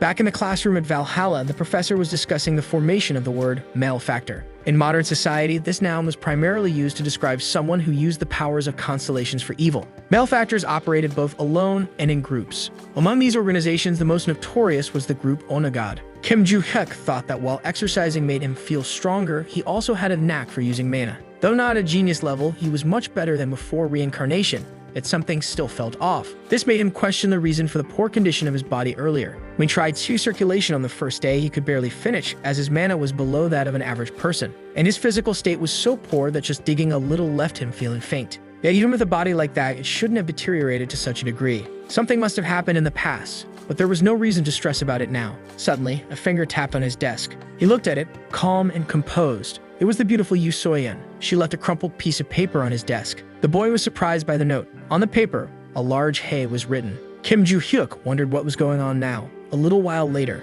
Kim Ling-goon announced that the students would be allowed to leave campus over the weekend, but they needed to submit separate requests. He concluded his lesson with that simple announcement. Kim Joo-hyuk reflected on the idea of leaving the campus. He quickly filled out his request for a Saturday outing with a rather trivial reason. Brace was surprised by the boy's decision, which he confirmed was genuine, and asked where he planned to go. Before he could answer it, he heard a voice calling him. It was a cute girl wearing a tiara. The two had a brief conversation about what had happened hours earlier. Kim Joo-hyuk even responded politely to her note, but she hadn't replied. He then urged her to speak quickly, as he needed to submit something and was quite busy. The little girl stumbles over her shy words. She can't form a single sentence without interrupting herself. Kim Joo-hyuk grows frustrated, calling her crazy and telling her to just nod. She becomes very angry at being insulted like that. She questions his comment but is quickly retorted, being told that making someone angry for no reason was normal for her. He then asks again what she really wanted. She recalls a moment in time when she had been observing something. It was Kim Joo-hyuk's fight with that horrifying and ugly stone goblin. She had been impressed by that battle, especially because the boy had used only a sword without any magic. It was entirely different from what the books described. She only wanted to ask him how he had killed that ugly stone monster, but her pride hurt too much to allow it. Finally, she sighs and musters the courage to ask him. Just as she is about to speak, the teacher arrives and asks the very same question she had been about to ask. The gray-haired, bespectacled woman seemed very excited to learn the boy's tricks. Kim Joo-hyuk simply wondered where that crazy woman had suddenly appeared from. He quickly asked why she was intruding out of nowhere, as he thought she disliked him, leaving her confused. He then rephrased his words, asking if she didn't like him because he had embarrassed her. The teacher promptly replied that she didn't care about that and had believed there was only one way to kill monsters, but the boy has shown her otherwise. She wanted to know everything immediately. She asked him if he wanted to be her assistant, to which he replied negatively, explaining that he needed to submit his departure form right away. That crazy woman tried to convince him in every possible way, with little success, and the two ended up leaving the cute little girl alone there. She then reflected on all the teacher's comments, feeling very confused. Taking a deep breath, she calmed herself and decided to let it all go, thinking she didn't need that humiliation. The next day, Kim Joo-hyuk was amazed by something in front of him. The enormous market was revealed, ending the chapter. Already in the immense dormitory of Valhalla, Kim Joo-hyuk sits in front of his gaming computer. Grace asks his host what he was searching for on his phone, receiving the reply that it was just information about the next day's location. The protagonist wanted to find a place where he could sell the treasure found in the vault, and that seemed like a decent spot. If the enemy had understood everything, then he had indeed found it. There was a virtual marketplace that existed on his phone. Based on some information, only an entry fee was charged to exchange practically anything in that supposedly dangerous dark web shopping environment. The reason for such an unusual marketplace's existence was explained by the fact that its creator was a guardian constellation called the Secret Ruler, according to the protagonist of the story. Thus, high-class individuals openly used the tool, and despite being completely illegal, governments dared not interfere in it. That was also the reason he managed to figure out how to enter so easily, deciding to use it for a while. Kim Joo-hyuk reads some simple tutorials on the internet. He soon notices that there was a link in the comment section of the post he was reading. Suddenly, some messages arrive from the little girl Choi Arin. They were several bunny emojis crying a lot. She informs her trainer of her absence from the next day's training, to which he replies that he also had a commitment. Kim Joo-hyuk sends a few laughs in between the messages. This leaves Choi Arin quite confused about their meaning. He quickly explains that he was just wishing her a good trip. He also asks her to stop sending so many emojis. Kim Joo-hyuk wonders about those virtual bunnies, but quickly shifts his focus to his real goal of securing a reservation and location. He quickly clicks on something dubious on his phone screen. Soon he leaves his house dressed darkly, wearing a long hoodie and a hood over his head. The location was somewhere nearby. It was probably an old cafe in the region. The entrance was right in front of him at that moment. The wooden door of the place was old, and inside there was a huge mess. Kim Joo-hyuk opens the gates of the place to enter cautiously. He just needed to go inside and head to the right corner. The likely spot was right there, close by. He opens that gray door with his hand and slowly enters another room in the place. Soon, he sees something impressive in front of him. All of that was the grandiose black market. Night was already falling in the area, and the moon shone brightly in the darkness of the sky. All of it seemed very strange to Kim Joo-hyuk. It was his first time there, but the place was coincidentally very familiar. The purple sky, along with the clouds and moon, resembled the night he had seen 300 years ago. Suddenly, a man arrives, asking if it was the boy's first time there. The man had a cheerful expression, wearing black clothes and bangs in his hair. Kim Joo-hyuk wonders if that guy was the employee from the posts, as his leather jacket seemed very familiar. The man confirms that information and comments on the marketplace's usage, but the protagonist only knew the rules to a certain level. He quickly hands the man a thick bundle of cash, which the guy thanks him. Kim Joo-hyuk, after doing that, reflects on the money he spent and was about to earn there. There was something he wanted to ask the man in black. The question was where to find the right place to sell all the jewels he had. But he didn't want to auction them, as the man in black assumed. Instead, he just wanted to get rid of them quickly. The man responds that he should go to the market in the 3rd district, as many merchants there would buy anything. Kim Joo-hyuk hesitates, wondering who the most trustworthy guy in the area might be, and the man replies that it's a certain Morris known for offering the best prices. The man in black provides directions to the 3rd district, leaving the little visitor very grateful. But he had one more small piece of advice. He recommended that Kim Joo-hyuk wear a mask in that area. He explains that due to the nature of the goods traded there, everyone wore something to cover their faces most of the time. And that mask was a complimentary gift given to Kim Joo-hyuk, who thanks him from the bottom of his heart. The man in black asks him to enjoy his time in the area. Now in the 3rd district of the Grand Black Market, a man in a white mask is seen observing a beautiful, shiny diamond stone. Soon, Kim Joo-hyuk approaches, asking for his identity. It's confirmed that the guy is indeed the real Morris of the good prices. The protagonist informs him that he has some valuable goods to sell. Morris said it all depended on the items, but if it was just gold or jewelry, the evaluation would be quick and practical. Kim Joo-hyuk promptly started taking things out of his large backpack. Quickly, a black bag, seemingly heavy, appeared from within. He stated that he wanted to sell the contents of that bag. Morris wondered about the objects inside it. He immediately began evaluating the ring that was there. Suddenly, he was quite surprised by what he was observing so meticulously in front of him. That ring was a rare artifact from the era of destruction. It was definitely an ancient and very precious item regardless of the angle it was viewed from. Morris wondered if the other items were the same. Inside the bag, there were many of them shining brightly. The man with the white mask determined that they were all undoubtedly from the same era. Suddenly, he heard someone calling him, making him very alert. It was Kim Joo-hyuk, asking how much he would offer for all of it. This left him quite unsure about what to do. He wondered how such a young boy had managed to acquire so many precious, rare, and ancient artifacts. He then asked Kim Joo-hyuk where he had gotten all those items. The latter replied that such questions probably shouldn't be asked in that place. Morris, known for his fair prices, quickly apologized for it. He regretted the mistake he had made, which put his good reputation as a negotiator at risk. He then said he didn't know how much to offer for everything. He couldn't process those items as they were artifacts from the era of destruction, and he lacked the capital to buy them all. Kim Joo-hyuk then considered the rarity of the pieces and asked where he should go to get a fair price. Morris explained about the tall auction building on the way. Another question was directed to him regarding how long the auction would take. He replied it would take 2 to 3 weeks because many people book sluts, making the process slower. After another question, Kim Joo-hyuk found out he would need to return to the market personally afterward. He lamented learning about all these frustrating procedures. He quickly asked the approximate value his goods would reach at the auction. This made Mr. Morris very thoughtful. He soon picked up his cell phone. He showed the approximate value, leaving the young man very surprised. The boy thought about how many zeros were on that screen and how expensive the goods were in the past, which is why he had kept them. He then asked how much of that value Morris would not have. Based on the estimated value, the man replied that he had only 3/4 of the total amount if he sold everything he owned. Kim Joo-hyuk, slightly confused, asked if that was truly the case. He then decided to accept the offered amount immediately. This left the man with the white mask very surprised, astonished, and perplexed. The artifacts from the era of destruction had a high value for another reason beyond their age. The other major reason was the constellations. These began to appear after that era and strangely reacted well to artifacts originating from that time. Morris thought that a powerless person could form a contract with a powerful constellation thanks to those objects, and the alchemist's zone remained active. Holding a shiny and very magical ring between his fingers, he was impressed after a second inspection, as the mana in the accessory flowed perfectly. The magic released at the end of the era of destruction still seemed present and bore all the signs. He was very pleased, having purchased 8 artifacts from that era for such a low price. Morris grabbed the little bag in which the jewels had been brought to him. He celebrated as he placed them inside, thinking it was truly his lucky day. Suddenly, he felt someone approaching. His eyes widened in fear. Standing there was a man dressed in black, wearing a frightening black mask. Thus ended the character's participation in that scene of the story.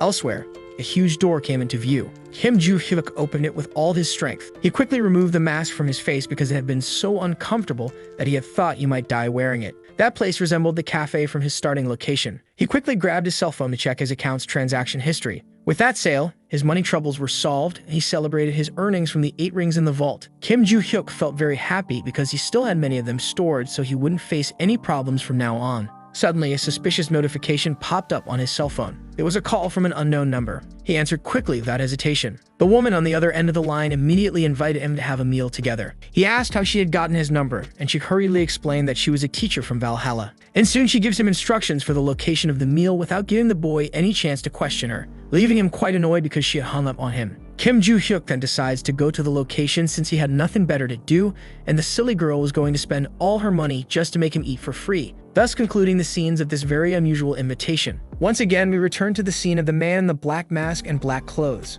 Morris asks why that man is there, and the man questions if their relationship is really that bad. Morris explains that a normal merchant cannot simply talk to the owner of the market, even if they've met a few times. That man standing there was the owner of the place known as the Black Cat, who comments that he greatly admires the merchant for treating him in that way. Morris asks why the Black Cat is there again. He explains that it's nothing significant, just that the merchant's participation in the auction for the first time in a long while seemed very strange to him. Morris quickly comments that the anonymity of the registrations seemed to be very flawed after all. The black cat explains that as the real owner of the market was a constellation, he could access any information they wanted, and he immediately asked to see the items listed for the auction. Morris agrees without any issue, though thinking that the black cat's interest in all of this was very strange as it was his first time doing this. He quickly throws the black bag containing the items from the era of destruction onto the table, leaving the little black cat deep in thought and speechless. He soon comments on the value of those objects, leaving Morris confused about what he was talking about so suddenly. Out of nowhere, a panel appears saying that the constellation on the other side is watching in shock. The message repeats incessantly on the device.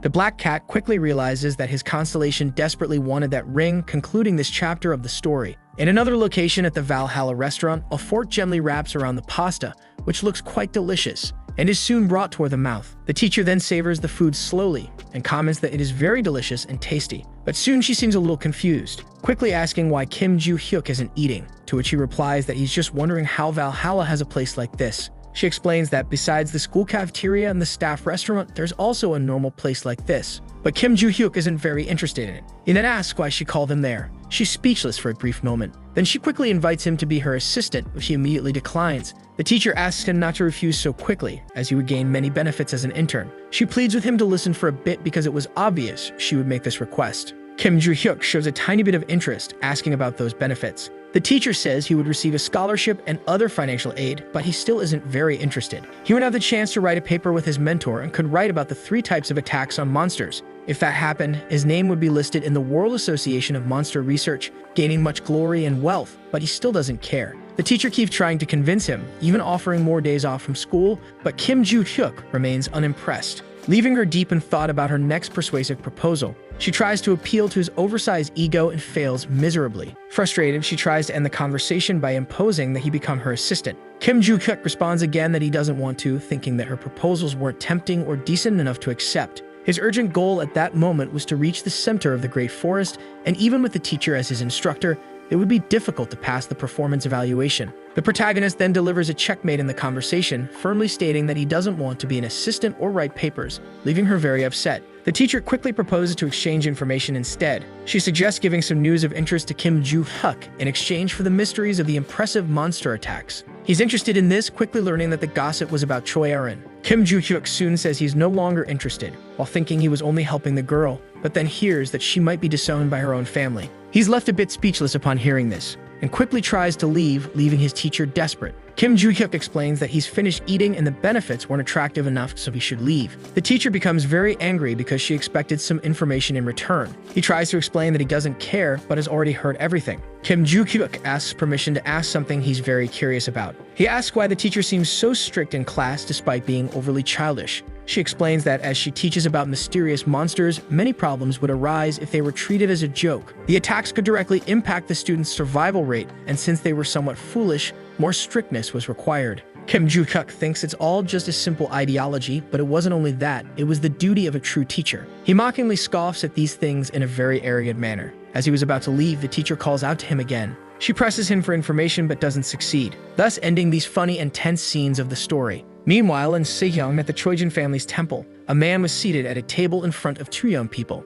The guild leader, Choi Jan-seok, had called them there to ask about their intentions before the classification test to uphold the family's reputation. One of the young people present was from the group True History, a combat leader and the eldest son of the Choijin family, Choi Jinjin. The second person was also a member of the Choijin family, known as Choi Erin. The leader began explaining that if they passed the classification test, they would have the chance to form a contract through Cheongwoldo, one of the sacred relics, a testament to the rightful successors in the family. But there was a huge caveat if they failed. They would be literally cut off and expelled from the family without any further ado. Choi Jan-seok then asked if they were truly willing to go through with it. The boy affirmed without hesitation. Choi Erin also responded the same way without a second thought, and soon both were stared at by the leader for a few moments. Deep in thought, Choi Jan-seok decided to relay all the necessary information. He explained that the test would take place in 3 weeks, and that they could leave the premises for now, which they affirmed. The two then began walking slowly toward the exit. Suddenly, Choi Jinjin asked if the girl hadn't managed to read the stars. She looked a bit confused as she hadn't quite understood the question. The boy then asked if she hadn't noticed their father's reaction when she confirmed her participation in the test. She remained silent, pondering that for a few seconds. Her brother commented that Choi Arin was evidently eager to become the family leader, and also to prove herself as a fully legitimate daughter. Hearing this, the girl began to get quite angry. Yet her brother continued to tease her, commenting on her threatening expression and doubting her chances of succeeding in the test. Choi Jinjin kept mocking her, saying she hadn't even received a blessing from a constellation and wouldn't be a match for him already with a foreign contract. The girl appeared deeply saddened to hear all this from her own family member. He mocked her further, saying she might as well give up and continue leeching off the family's wealth, but it would cost her dearly. He said he would see her in exactly 3 weeks. He then left, leaving the vulnerable and cute girl alone in that space. She soon began having visions of a woman from her past. The woman had told Choi Arin to become the family leader because, with that goal achieved, she would be free to do whatever she wanted. She quickly opened her eyes, her expression now fearless and determined to face her challenges in the upcoming chapters of the story. Meanwhile, in classroom 1A, all the students were attentively following the teacher's lesson, except for Kim Joo-hyuk, who seemed very thoughtful at that moment. He was impressed because Brace was worrying about the time of the school's midterm exams.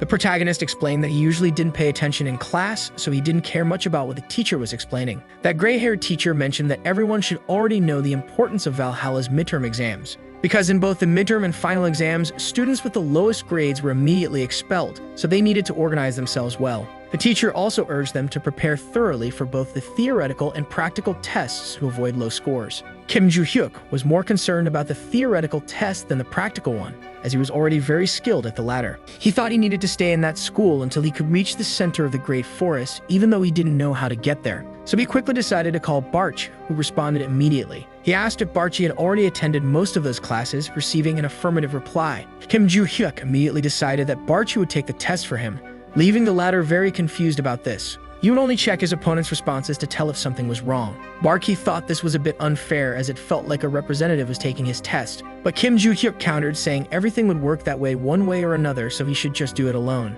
Meanwhile, the professor concluded the class for the day, wishing everyone good work, to which they responded affirmatively. Kim Joo-hyuk immediately grabbed his backpack to leave the place, but suddenly someone called him as he was on his way out. He quickly asked what that little girl wanted. She questioned whether there would be training that day. The protagonist replied affirmatively, asking why she was asking. But Choi Erin explained she didn't want to stop, leaving him a bit confused. Kim Joo-hyuk then asked if she wanted to learn fencing, since it was already time to start that process, considering she probably didn't even know how to use a simple sword. He explained that it wasn't fencing or martial arts, but that he would show her how to handle some weapons, thinking that besides this, it was also past time for her to practice with her own weapon. He quickly told her to meet him at the academy's training hall, to which she agreed, concluding this scene from chapter 17. Already in the school's training center, Kim Joo-hyuk asked Choi Erin how long it had been since she used her sword. She replied that it had been a day and a half since she last touched it, as she had been focused on strength training. Her trainer quickly discovered that before that, she practiced every single day. He asked her to show him her sword immediately. She then grasped her weapon's hilt firmly and drew it out with seriousness and care. Kim Joo-hyuk then began instructing her on more professional techniques for using the weapon,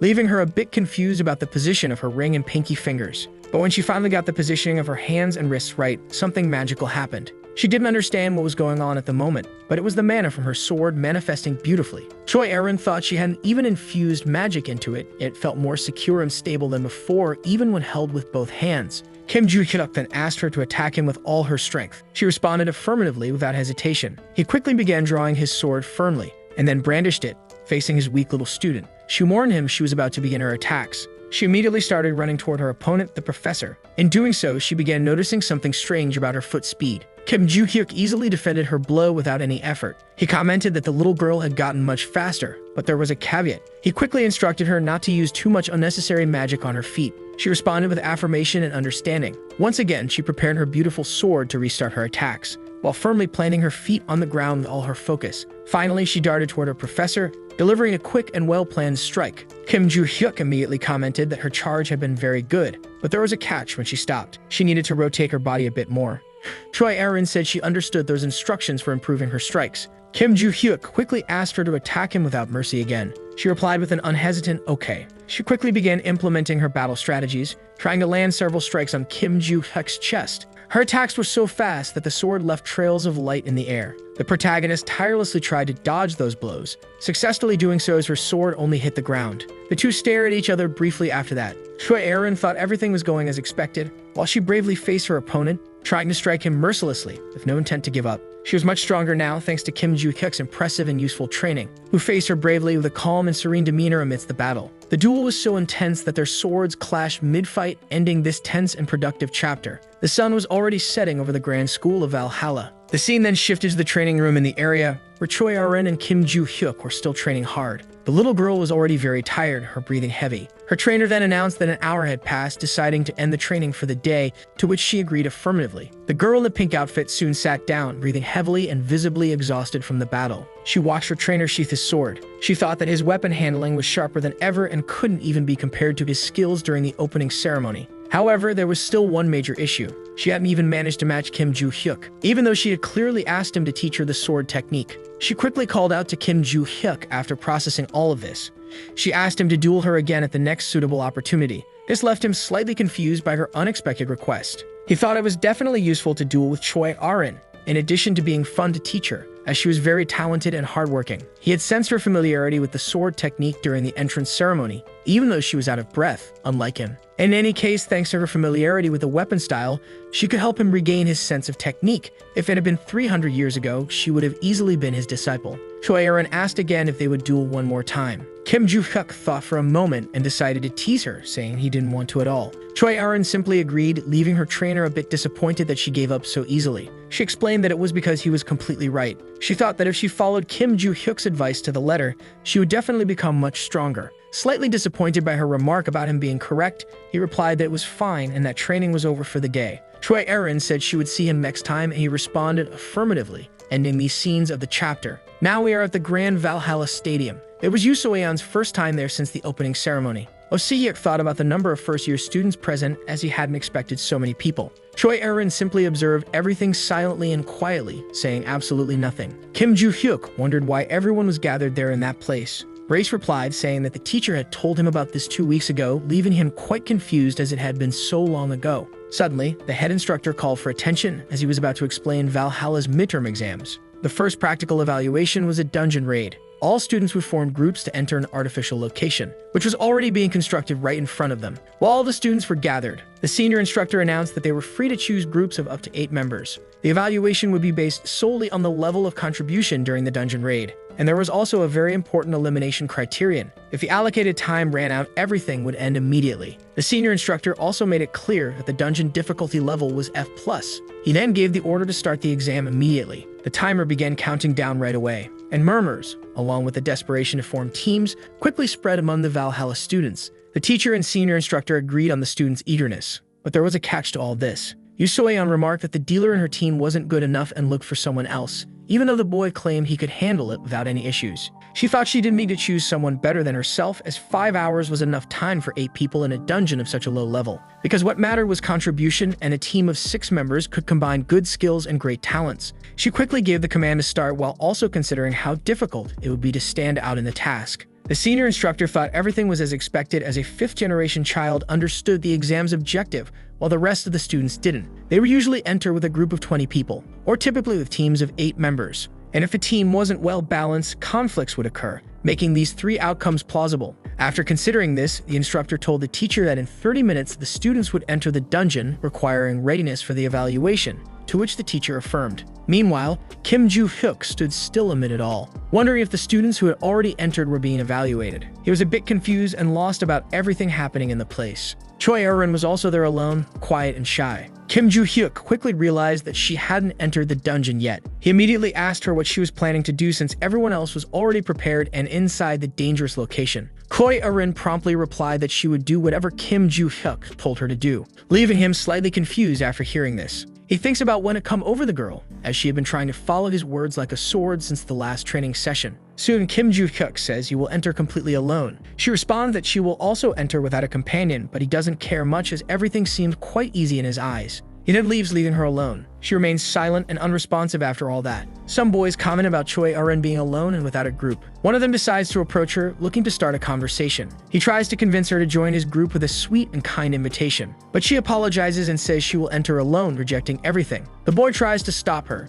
saying she would likely be eliminated easily. Choi Eun responds that she will manage because Kim Joo-hyuk said it wasn't difficult. This leaves the boy even more worried and exasperated. But all this advice is ignored and futile as she enters the dungeon alone, concluding this chapter of the story. Everyone at the Valhalla Stadium had already entered their respective dungeons along with their groups. Meanwhile, they were being monitored from the observation room. The professor watched everyone attentively, remaining silent and focused. Suddenly, a monstrous being appeared in one of the group's dungeons, and soon Bi-yoon Kyeon earned 2 precious points. Bi-ba Yeji scored 1 more point than him. Meanwhile, Bi-yoon Jinsu managed to secure only 1 point. The senior instructor observed everything with a serious and focused expression. The professor thought everything was going as expected, as the scoring system was difficult, highlighting the rigor of the training, and they were evaluating with speed and precision without errors. When Lee Sangchul was active, they called him the Clear Master because he was a legendary contractor with a 99% success rate. The professor believed he understood the essentials of dungeon attacks better than anyone, which allowed him to evaluate so effectively and deserved immense respect. Meanwhile, he was watching everything happening on the battlefield, thinking it was an excellent year overall. He believed the 5th-generation students were active as a whole, and among them, there was an exceptional student, the impressive and fearless Yoon Soyeon. At that moment, she was giving orders for positioning and actions to her teammates. They were in a frantic battle against the monstrous beings in the dungeon, which attacked them mercilessly. Yoon Soyeon quickly informed her team that the front line could not fall under any circumstances, and immediately ordered all archers to shoot. The minister groaned in pain and agony from the arrow's hits, while Yoon Soyeon attacked him mercilessly, with precise and powerful strikes, eliminating him after the intense battle and causing him to disappear as a hologram in the simulation. Lee Sangchul thought all of that was incredible, as it resembled a standard dungeon attack. Yoon Soyeon had to find fixed roles for the team members to perform, managing to score points and even form an effective midline with the group. In any case, if she performed well in the bi-monthly exams, it was only a matter of time before she returned to the top. Because if not for Kim Joo-hyuk at the entrance ceremony, her record would not have been tarnished. After thinking about all this, Lee Sangchul decided to check how the story's protagonist was doing in the practical test. An error appeared on the panel indicating that he hadn't been found. This left the senior instructor very confused, as the search machine could easily retrieve all the students' information in the dungeon. He became very tense and worried about the situation, and soon decided to check the list of completed artificial dungeons in the bi-monthly exam. He quickly discovered that Kim Joo-hyuk had completed the test in just 23 minutes and 32 seconds, ranking first in the practical test leaderboard. Lee Sangchul was impressed because the boy had completed everything without a group entirely on his own. What was even more impressive was the short completion time of just 23 minutes and 32 seconds. Even so, the senior instructor was skeptical of the boy and wanted to review the footage, doubting the capabilities of a 17-year-old student. The recording quickly appeared on the control panel, and there was Kim Joo-hyuk, simply standing there holding his sword. He seemed calm and composed in the face of his enormous challenge. In front of him were numerous monstrous beings intent on intimidating and eliminating him. But the boy merely stretched slowly and calmly in front of it all, and soon began running swiftly toward those ugly opponents, who observed everything with fiery determination in their eyes, grunting loudly with the intent to intimidate him. But Kim Joo-hyuk remained calm, his expression filled with anger and determination to complete his mission successfully without a moment of hesitation. He soon delivered precise and powerful strikes to the monsters, leaving the remaining ones filled with rage and fury. He was cutting through the wild goblins effortlessly. His face was calm and focused on his mission. He stood against 2 enormous and ferocious enemies. They roared loudly, trying to scare him. But Kim Joo-hyuk quickly rushed toward them, preparing to deliver a precise strike to both, and soon destroyed them, bidding farewell to the orcs. All the missions were completed quickly, leaving the superiors impressed, astonished, and speechless. But one target still remained on the battlefield. He faced that giant monstrous being without uttering a single word. Lee Sangchul, watching the scene, thought that the enhanced golem was specifically simulated for the midterm exam to challenge groups of 8 people. The golem was massive and fearless, showing no signs of weakness, and Kim Joo-hyuk seemed very excited to face it at that moment. He soon delivered a precise and powerful blow to the chest of the special golem, which was immediately defeated with great ease, and began to disappear in his simulation hologram. Seeing all of this, Lee Sangchul was impressed. He quickly decided who would take first place in that midterm exam. Clearly, it was Kim Joo-hyuk,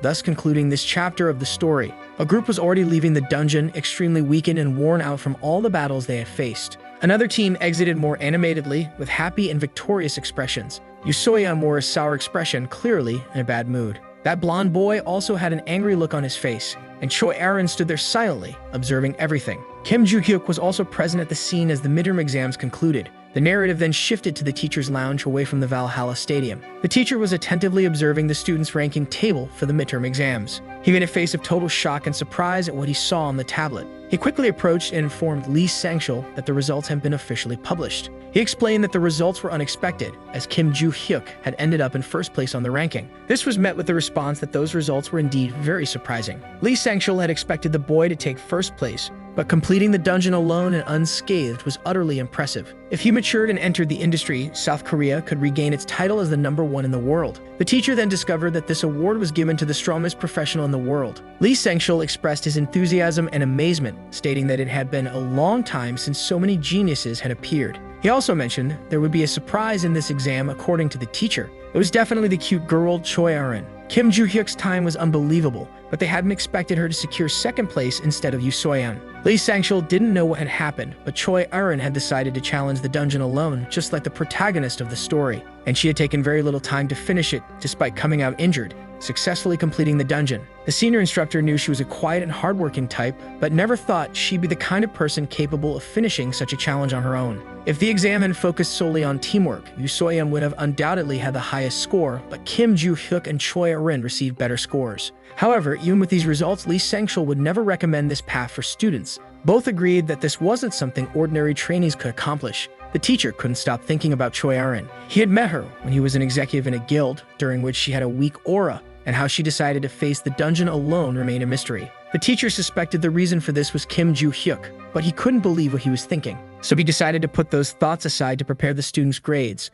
The next day, the students checked their scores on a paper posted on the school board. The spreadsheet displayed the results of all first-year students, and Kim Joo-hyuk was undeniably in first place. Rockdale Ventrick and his assistant Julia de Palace observed this with great anger and fury. He immediately asked her if Dronzer was in South Korea, to which she confirmed affirmatively. He then ordered the girl to make a call to him and get ready to leave immediately, thus ending these tense scenes of the story. In the great city of Seoul Jamsil, night had fallen and the lights illuminated the streets. Rockdale Ventrick and his assistant, Julia de Palace, calmly arrived at the restaurant. Someone greeted him rather rudely right away. It was Dronzer Ventrick, and it had been a long time since they'd seen each other in person. Rockdale immediately sat at the table with his friend. The man ate like a classless animal. The blonde man in black clothes watched with deep disgust and contempt. Then a conversation began, initiated by Dronzer Ventrick. He asked what the target Kim Joo-hyuk had been doing. He was told that nothing much, just acting like a fool full of himself, and that he had caused considerable embarrassment due to his humble origins, for which he would have to pay immediately. Dronzer then asked if he could kill the target in one go.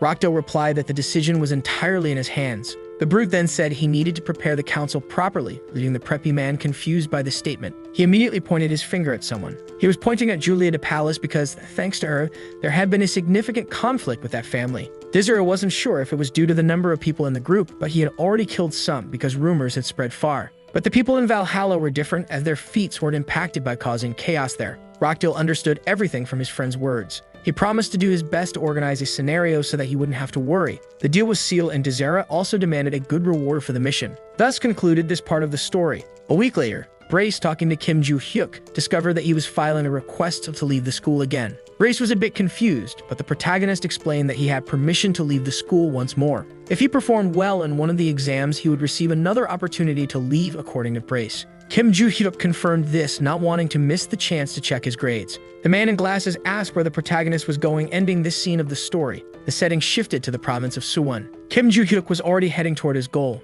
checking his phone for the location, which seemed very close. Suddenly, someone intimidatingly called out to him. It was Dronzer Ventrick, with a terrifying look in his eyes, saying it was a pleasure to meet him, concluding this chapter of the story. The plot begins in the market of Area 7. The boss, Black Cat, was observing his enterprise from the top of a building, deeply focused, wearing his highly intimidating black mask. Suddenly, he spotted something that put him on high alert. It was the constellation on the other side asking when the ring would arrive in their hands. Black Cat responded, saying it was already on its way and would go through normal procedures before arriving via the portal. The ruler on the other side said he was utterly insane. Black Cat wondered what was happening. At the request of the former black feline, he had been researching whether this was indeed an artifact from the era of destruction, but such a reaction was unprecedented. Suddenly, a noise beside him caught his attention. A black box had just arrived through the magical portal. Black Cat celebrated its arrival, thinking it would likely appease those concerned with its contents. Finally, he began to open it with his hands, and soon the highly magical ring was revealed. He then informed the constellation that the accessory had arrived,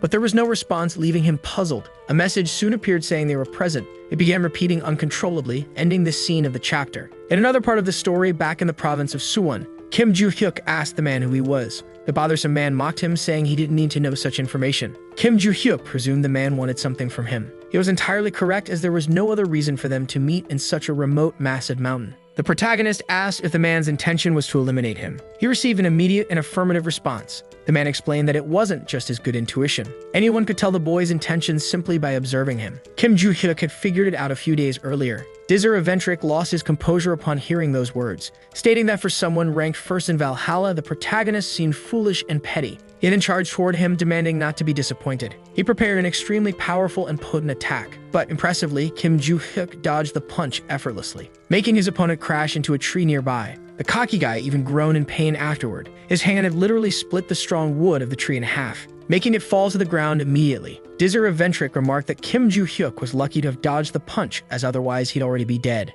Kim Joo-hyuk provoked him, saying the punch was too slow, dismissing the idea of luck being involved. But he thought there was a catch to all of this. That opponent was undeniably strong, seemingly on the same level or even more powerful than Oh-seok. Still, it was dangerous for him to block such a punch with his fragile body, and his strategy to win the battle was very simple. Out of nowhere, Kim Joo-hyuk started running quickly, leaving his enemy confused about what was happening, because he was fleeing, forcing the boy to chase after him. For someone in Kim Joo-hyuk's position, fleeing was a wise choice according to Dronzer Eventric, as he would have been beaten to death if he had done nothing. But the persistent brat definitely wouldn't let him escape. Suddenly, Kim Joo-hyuk stopped his fast run abruptly, and asked if his enemy wasn't at least using that rotten brain of his. Dronzer Eventric wondered how the boy had gotten so close, as he hadn't even noticed his punch until it was right in front of his eyes. And then he took a crushing blow straight to his ugly face. The impact was so powerful that it sent him flying away instantly, making him crash to the ground, groaning in immense pain and agony. And when he finally managed to open his eyes, he was met with a terrifying sight. It was Kim Joo-hyuk's foot approaching to stomp right in the middle of his face, but he quickly dodged the crushing stomp. If he hadn't, it would have surely ended him for good. Even the ground couldn't withstand the force of that stomp. Kim Joo-hyuk was impressed by this, because the guy was very lucky and had managed to dodge it so quickly. After hearing this, Dronzer Eventric became furious and enraged, and he asked what Kim Joo-hyuk had done. Kim Joo-hyuk responded by stating his rank in Valhalla, as his opponent should already know. This made Dronzer Eventric even angrier and more infuriated with the overwhelming strength, thus ending this scene in the story. The narrative continues at the Ventric family's residence, where, in the past, they had used the blonde boy's talent to slightly boost their own status. That talent was an innate aptitude for elixirs. The boy was drinking an entire elixir. He was capable of consuming any potion without any issues, and his parents had given him some very expensive ones to drink. Suddenly, the glass bottle slipped from his hands and shattered completely on the floor. At 16, the boy had already become stronger than an adult. His parents wanted to use him to gain recognition for the family, but there was a catch to this. Dronzer Eventric stared intently at his guardians in this scene. Suddenly, his expression turned completely furious and psychotic. It became clear that he didn't want to spend his entire life under their control. In this scene, his father was shown lying dead on the ground. His body was sprawled in the mud. Dronzer Eventric's overwhelming power meant he no longer needed to worry about the family's recognition. His sister entered the scene with a very angry and furious expression. The boy was definitely a thorn in the Ventric family's side, and he was ultimately expelled by a member pretending to be the family head. But he didn't care, as all of his problems were solved with money, and he had grown even bolder after cutting ties with the family. When he received a request from Rockdale Ventric, there was a lot of money at stake, but his interest in Kim Joo-hyuk was much greater. Kim Joo-hyuk had placed first in the entrance exam for Valhalla, and rumors said he was a crazy guy who cursed and kicked all guild scouts out of there. It could be fun to mess with someone like that, and Dronzer Eventric sought entertainment in it. But there was a catch to this whole story. The question was who exactly this guy was. Returning from Dronzer Eventric's imagination, Kim Joo-hyuk called out to him. He asked what kind of drug he had used to become so strong, since elixirs were far too expensive for an orphan to acquire. This left the boy quite puzzled. He soon started laughing at his opponent's assumption, because it was hilarious to think that he was probably being accused of using steroids. The guy seemed like a cheat who abused drugs. But Dronzer Eventric didn't care about such accusations and asked again how the boy had become so strong. Kim Joo-hyuk responds that he has never used drugs and his strength is the result of intense training and rigorous exercise. He adds that in some ways, Dronzer Eventric could be compared to Oh-seok, but it would be very rude to compare a naturally muscular man to a little druggie. After hearing this, Dronzer Eventric becomes extremely angry and enraged with Kim Joo-hyuk. Though he lacked the power to use his trump card, he decides to draw his magical sword nonetheless. Kim Joo-hyuk is quite confused by the display of magical power. Dizera Ventric can feel his power growing significantly. He then calls the protagonist to a big battle, declaring that he wouldn't let him get away so easily. But suddenly, he takes a hard, painful punch to the face. After landing the blow, Kim Joo-hyuk mocks him, remarking that no smart opponent would wait for their adversary to prepare for an attack. Dizera Ventric flies a long distance, screaming in pain and agony. Not satisfied, the protagonist charges at him again mercilessly, landing another strong, powerful strike on his ugly opponent's face. The screams of pain grow even louder from the brutal blows. Suddenly, Kim Joo-hyuk desperately demands that he calm down. Dizera, now weakened and dazed, struggles to stay conscious. The protagonist angrily chastises him, saying he couldn't lose consciousness yet. He adds that he might have forgiven him if this was just a petty quarrel. But the earlier truth revealed about handling oneself removed any chance of immediate pardon or amnesty. Still, Kim Joo-hyuk had something to ask him. Dizera, with a completely destroyed and hopeless expression, listens as Kim Joo-hyuk tells him to clench his teeth tightly, while preparing another painful blow. This dramatic, vengeful, and merciless moment concludes the scene of this chapter. Now we shift to the grand dormitory of the enormous Valhalla Academy, specifically in Rochdale Ventric's room, the arrogant little brat. He's thinking that by now, Dizera Ventric should have dealt with Kim Joo-hyuk, and given his personality, might have even killed him. Though cleaning up Dizera's messes was annoying, at least it wasn't on school grounds this time, which made the moment perfect for Rochdale, leaving him feeling very relieved. Suddenly, he calls for his assistant, Julia de Palace, who promptly responds affirmatively. He orders her to fetch a car immediately, and she agrees without hesitation. Out of nowhere, a familiar noise comes from his phone. It was supposedly Dizera calling at that opportune moment. He asks if Hyunnim had already finished off Kim Joo-hyuk, but no one responds immediately, leaving a tense, eerie silence on the line. Once again, Rochdale Ventric calls for Hyunnim, only to hear a terrifying groan. The screams of pain, agony, and despair don't stop at any moment during the call. Suddenly, someone begins speaking on the line, heightening Rochdale Ventric's tension. It is Kim Joo-hyuk, speaking calmly and coldly. He translates Dizera Ventric's groaning and agonizing, saying that Dizera wanted Rochdale to burn 2 sticks of incense if he died at that moment, and that Rochdale Ventric should wait for Kim Joo-hyuk, concluding this tense chapter of the brilliant story. The protagonist tries to call Rochdale Ventric on the phone again, but only hears a click as the call disconnects. He becomes very angry at Rochdale Ventric's rudeness for hanging up on him without replying or saying goodbye. He begins to rationalize a few things. The first thought is what to do with Dizera Ventric, who was unconscious and debilitated in front of him. Meanwhile, far away, a cup of tea is poured into a beautiful teacup, served on an elegant saucer. Julia de Palace informs her annoying boss that his tea is ready. He remains completely silent, saying not a word. Julia tries to inform him again, but is quickly cut off by his rudeness and arrogance. Delicately, she says she understands his offensive words, leaves the tea there, and departs immediately. Rochdale Ventric cannot stop thinking about his powerful enemy, Kim Joo-hyuk. He never imagined the boy could defeat Dizera even after the incidents with Lyric, and now he's left with a huge question about what to do. Now he knows who is behind everything, and it's likely that Dizera ruined the entire plan. It's only a matter of time before the news reaches the family, spiraling out of control. Rochdale Ventric tries to convince himself that the problem isn't that big. Since Kim Joo-hyuk comes from such humble origins, he wouldn't be able to reach them. The blonde boy decided out of caution not to talk about these matters for a while and simply lay low, concluding all of his desperate thoughts. Now return to Kim Joo-hyuk's journey through the forest. Brace and the protagonist conversed telepathically about Dizera Ventric's cunning and the plan to expose him in the future, since there was nothing they could do at the moment. The guy with the odd glasses asked why Kim Joo-hyuk hadn't just killed that show-off boy. He replied that past matters shouldn't be confused with the present, and the question was understood. Besides, Brace had another question, which piqued his friend's curiosity. The question was about the magic Dizera Ventric had used moments before, because that magic seemed oddly familiar. Kim Joo-hyuk appeared confused about this, so Brace explained that while it wasn't confirmed, he had definitely sensed something similar before. The protagonist, speaking with his friend mentally, replied that 300 years ago, monsters sacrificed dogs and cows to use that kind of dark magic. Brace mocked Kim Joo-hyuk, saying he lacked the skill to differentiate people based on magic and was incapable of such abilities, which made him quite annoyed. He then asked if the hidden side of the sword Dizera Ventric mentioned was related to that power, to which Brace replied with an uncertain maybe, and thus their mental conversation ended. Kim Joo-hyuk asked the show-off boy who had sent him to find him. The boy only groaned in pain, unable to speak a word. Kim Joo-hyuk then realized that Dizera Ventric's jaw was dislocated due to the beating he had received earlier. He quickly positioned both his thumbs inside the boy's mouth and warned him of the pain he was about to feel before yanking his jaw back into place with all his strength. Afterward, he began another conversation, asking again who had given the order to Dizera Ventric. The boy stayed silent and thoughtful for a moment. Kim Joo-hyuk stared at him with a very serious expression. He urged him to answer, saying he had fixed his jaw for that purpose alone, and threatened him, stating that staying silent was not the best option at the moment. Dizera Ventric asked why he was holding his fingers. Kim Joo-hyuk suddenly made a sharp motion with the boy's hand. He screamed loudly in pain and agony as his fingers were completely twisted. The protagonist threatened his opponent again to extract the information he wanted. Dizera Ventric revealed that his brother had sent him on that mission. Kim Joo-hyuk had already suspected it was that guy who had stirred up trouble once before. He immediately asked for all the information about the affiliation of that brute, as he didn't seem to belong to Valhalla. Dizera Ventric replied uncertainly, then threatened the protagonist, saying he would find out another way. After hearing this mockery, Kim Joo-hyuk broke 2 more of the boy's fingers.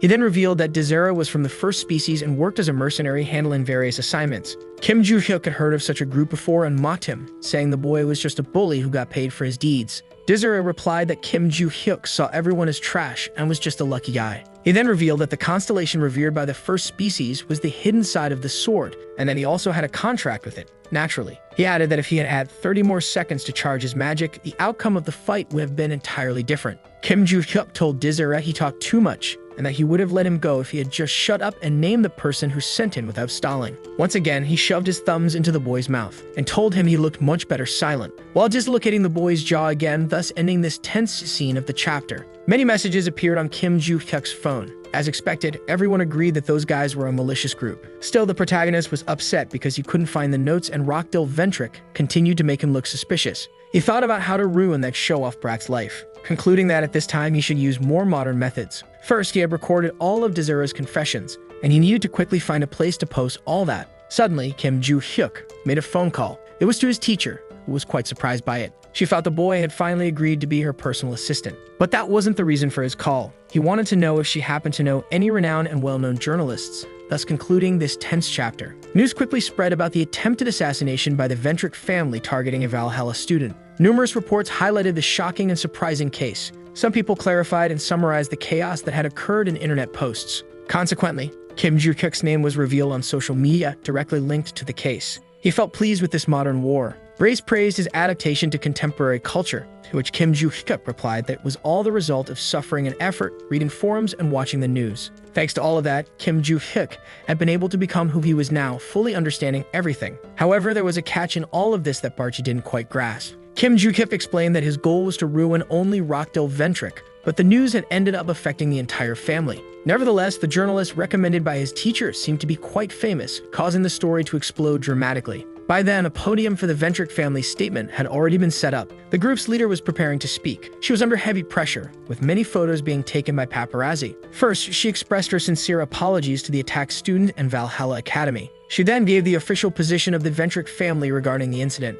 She explained that the attack had been carried out in rebellion by Dizera, who had since been excommunicated from the Ventric family. However, in a recorded confession, he alleged that Rockdale had given the order, attempting to escape the dilemma he was in, according to the family head. Thus, she believed the Ventric family had no involvement in the incident. But since it was a crime committed by a banished family member, the moral responsibility to rectify the situation fell on the family. With that, the organization's leader decided to visit the victim to apologize personally. She also mentioned that Rockdale Ventric could indeed be connected in some way to the perpetrator of the crime. As a result, he would return home, where an investigation by the prosecutor's office had been scheduled to resolve all doubts. After finishing her speech, many photos were taken again by the paparazzi. The family head immediately left without answering any questions about her planned apology to the crime victim. Meanwhile, Rockdale Ventric was watching everything on his phone, with a face full of anger and frustration at how far the situation had escalated. Suddenly, a call from his father came through. He answered immediately, without hesitation. His father ordered Rockdale Ventric to return to England for a while, effective immediately. It was a command from the entire family, which he complied with without thinking twice.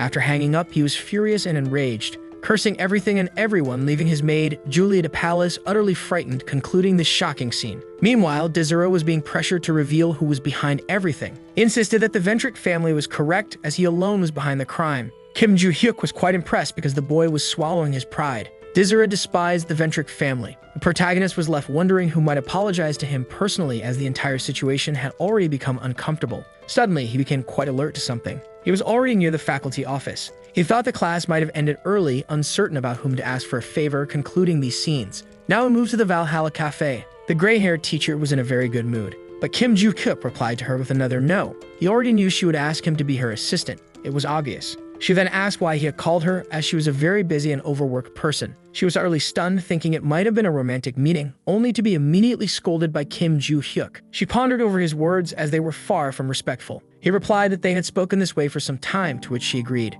Kim Joo-hyuk then explained that the reason for the call wasn't boredom but gratitude for the journalist. He offered to share some information on dealing with monsters, which made her very happy to hear. However, this came with a simple request, which she immediately accepted as it was an easy favor, allowing him a day off from school. The teacher tried to convince him once again to become her assistant, but to no avail, concluding this part of the chapter. Now we move to the Northern Pacific, specifically aboard the criminal transport ship AL-08. Dronzer was in one of the cells aboard the vessel. He was furious as he could never have imagined being thrown onto a ship and treated like cargo to be transferred to the Tower prison. It was a prison in the middle of the North Pacific Ocean, a towering facility. An S-class constellation had created that isolated refuge to turn all contractors into normal human beings. But Dronzer didn't care about any of that. He was only staying silent to keep Rockdale from being kicked out of the Ventric family and to have his sentence reduced by 5 years. And 5 measly years meant nothing to him. Suddenly, he heard a loud noise nearby. A bright red light quickly flashed past, unidentifiable. Then someone appeared in front of Dronzer,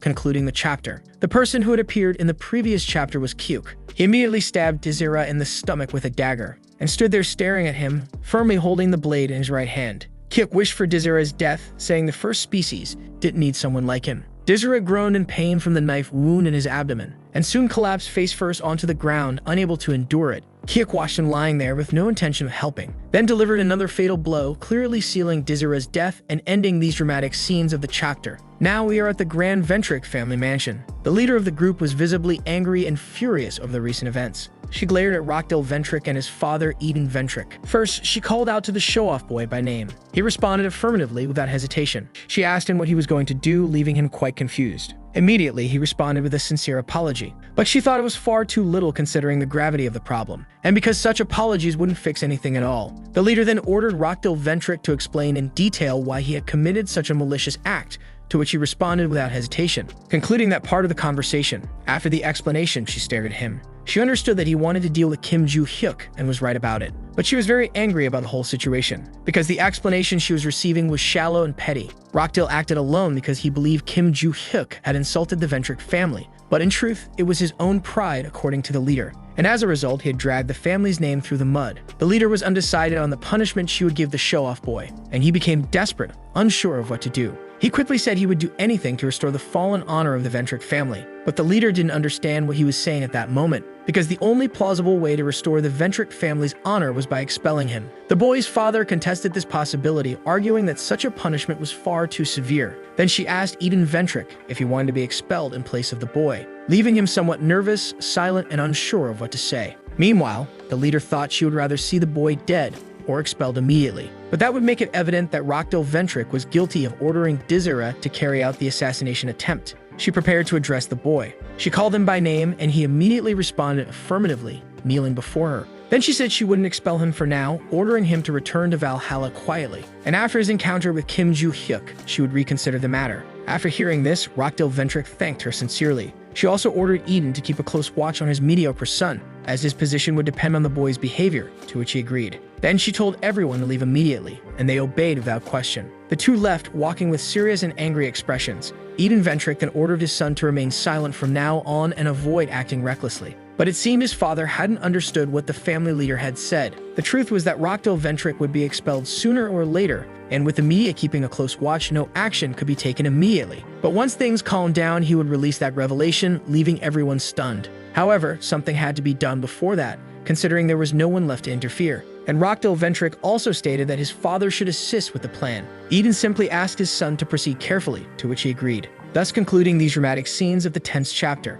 Now, a few days later, we are at Valhalla Academy. Specifically, in the interview room where a conversation was taking place, the teacher explained to Kim Joo-hyuk that the head of the Ventric family would call him to apologize in person. The boy rebuts, stating that it had nothing to do with the group and that she had explicitly highlighted their non-involvement in the incident during the delegation. The professor explains that it was still a good idea to apologize, especially since the woman was probably already on her way to Korea. Kim Joo-hyuk thinks that the family likely wanted to handle Rockdale Ventric's punishment personally, probably attending only because they had no other choice at the moment. And honestly, he found it very irritating. After that, the professor expresses his and instructor Lee Sang-shul's concerns about the situation. He also mentions that according to the event protocols, a Valhalla student had been attacked, and the perpetrator had confessed to being ordered by someone. However, there was a catch. He couldn't believe the family's attempts to preserve their reputation by dismissing the evidence, though they seemed busy trying to cover up the truth. To protect the students, either Rockdill or the family leader needed to be expelled. But, according to the professor, the group had donated a significant amount of money to the school in the past.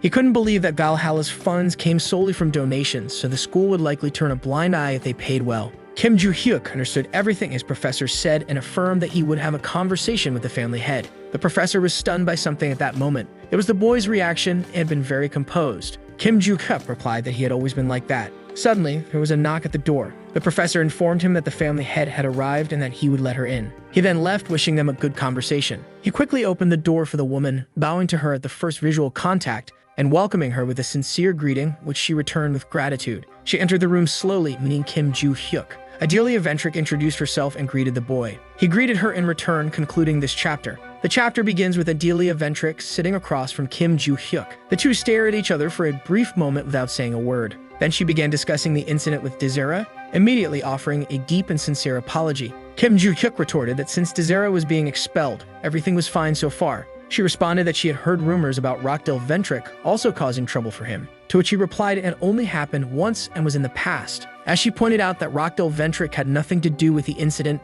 there would be no public statements, according to the boy. Adelia stated that she needed to have a serious conversation with Kim Joo-hyuk about this case. She emphasized the creation of an official statement, but the media and citizens weren't giving it much attention. Kim Joo-hyuk agreed, thinking that the family was known for lying, which is why no one believed them. So she proposed creating an opportunity to resolve the misunderstanding. She then asked if Kim Joo-hyuk could help them, to which he responded with a firm no, as expected. She tried to convince him, saying that if he helped just this once, she would ensure her support throughout his graduation. She also offered to recommend him to a guild sponsored by the family, so that their help could extend even after school, aiming to make him a successful hunter. Kim Joo-hyuk asked if making a statement would really end everything. It became evident that they were offering a substantial amount just to silence him. They were desperate. Adelia Ventrick's expression became very serious upon hearing this from the boy. Kim Joo-hyuk explained that he was angry because they were trying to cover everything up and his assistants wouldn't support such actions. He didn't mean a reward, he only wanted to see the disgrace that Rockdill Ventrick had brought upon them.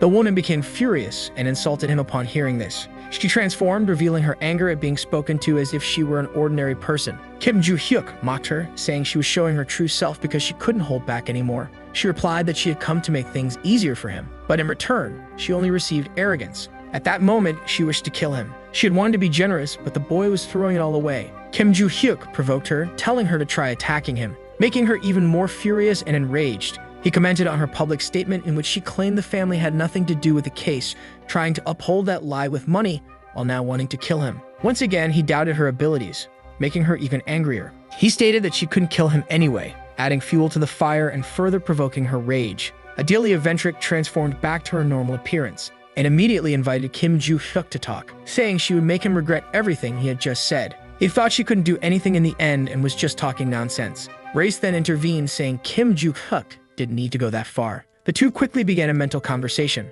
Kim Joo-hyuk told Bark that he hated those arrogant fools the most, and he knew exactly what Adelia Ventrick was going to do, cursing her a lot. He also said he hated Barch, who didn't seem to care much. Kim Joo-hyuk then calmed down, thinking about how he didn't have any more classes for the day and could head to the training center early in the morning, thus ending these dramatic scenes of the chapter. Now we are in front of the Valhalla Stadium. Kim Joo-hyuk was walking there, scrolling through his phone, and suddenly he ran into someone, becoming quite surprised. It was the cute girl Choi Arin, right there. Standing in front of her was the eldest son of the Choijin family, Choi Jingmin. He was saying that she wasn't capable of defeating him, and that training a lot in Valhalla wouldn't help at all. He also said that if she really wanted to remain a member of the family, she shouldn't go to the selection test that weekend, because he didn't want to see her humiliated, but he was quickly contradicted by her negative response. This left him quite confused by her reaction, because according to him, he was giving her a chance, and she refused, seemingly unaware of what was happening. Choi Arin tried to respond, but someone suddenly interrupted, calling him a fool and saying he was the one misunderstanding the conversation. This made him very angry at being insulted. Kim Joo-hyuk had insulted him because he was trying to discourage someone who was putting in so much effort. The boy was confused about who the protagonist was, especially since they didn't know each other well enough to exchange insults. Kim Joo-hyuk responded to that arrogant fool, boasting about his authority, saying he didn't care about his rank. He also ordered him not to invade school grounds to demand anything from a student and told him to get lost. The protagonist then asked Choi Arin if she agreed with that. She immediately replied yes. This left Choi Jingin very annoyed and angry. He said goodbye to the girl, saying they'd meet at the test, and then left the area. Choi Erin thanked Kim Joo-hyuk a lot, but he simply ordered her to head to training. She then revealed that when asked if she agreed, she was actually thinking of a different alternative. This made the protagonist very curious to know more. She explained that instead of telling him to leave, she would have insulted the boy, to which Kim Joo-hyuk reprimanded her, thinking she was crazy. They quickly started planning their training as they walked to the training center, thus ending the chapter. A few days later in the city of Shihyung, more specifically near a mountain, Kim Joo-hyuk was in the middle of a dense forest. He was searching for the right location using his cell phone. Brace asked if he was there to find his notes again, receiving a positive response. Even so, Brace questioned him since he had already found several relics, and Kim Joo-hyuk explained that he wanted to know how many written notes were still missing. He elaborated that he wanted to look for them because of the incredible things they might hold, leaving Brace quite confused. Kim Joo-hyuk said that if he could find them, he would overcome the great difficulties he had faced when he was Kim Hyuno, and that if he had met Brace more than 300 years ago, he might not have killed him, leaving Brace rather flustered. Now, we are at the grand house of the Trojan family, where a large concentration of reporters, paparazzi, and people had gathered. Some of them were discussing the individuals present for the group's selection test. Suddenly, a major authority figure of the family arrived at the scene. The leader of the Trojan group, Choi Jon-seok, announced that the selection test would begin shortly. He reinforced what he had said earlier, emphasizing that the winner would be recognized as the successor, and the loser would be immediately expelled from the Trojan family. Choi Jon-seok then asked if the candidates were ready to begin. They promptly responded with complete affirmation. He took a deep breath to initiate everything. Then he declared that the task of the test was to find the double blade hidden in the enormous mountains.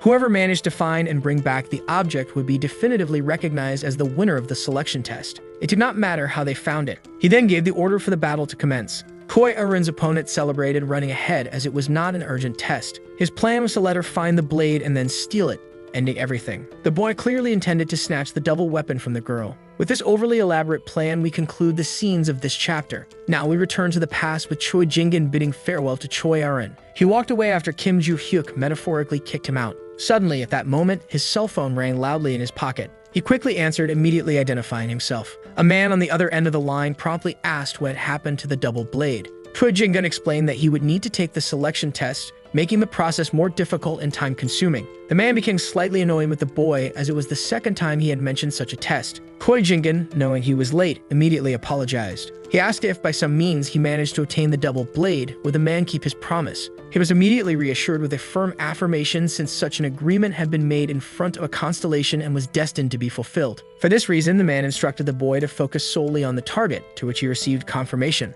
Returning to the present, Choi Jingin thought this was his last chance. Therefore, he would have to find it one way or another. Choi Erin suddenly stopped running and used her mana. In that location, she sensed a trace of the double object's magic, concluding it was likely still there. She estimated it would probably take another 15 brief minutes. Suddenly, she pinpointed the correct direction of the double blade. But out of nowhere, her enemy, Choi Jingin, arrived at the same spot. He asked if she was tracking the double blade using magical traces and who had taught her to do such a thing. The girl replied that Kim Joo-hyuk had trained her for this. At this moment, we return to her past thoughts, where she had asked about magic control. She had been told affirmatively since she already knew some basic things. Kim Joo-hyuk informed her that she had already mastered the technique of altering magic into thunder, noting that this was just the basics, to which she nodded affirmatively. He instructed her to practice small, controlled magic exercises, not limiting herself to the grand ones, and was promptly questioned about the method to be used. Kim Joo-hyuk did not quite understand her question, as he assumed her family had already taught her this. She ended up feeling a little sad with a very downcast expression. But the protagonist said it didn't matter and asked if she only knew how to borrow power from the constellation and gather magical energy, receiving an affirmative response. He also admitted he wasn't particularly good at it either. He then ordered her to stop answering and relax her entire body, using the tips of her toes and fingers to slightly extend the magic.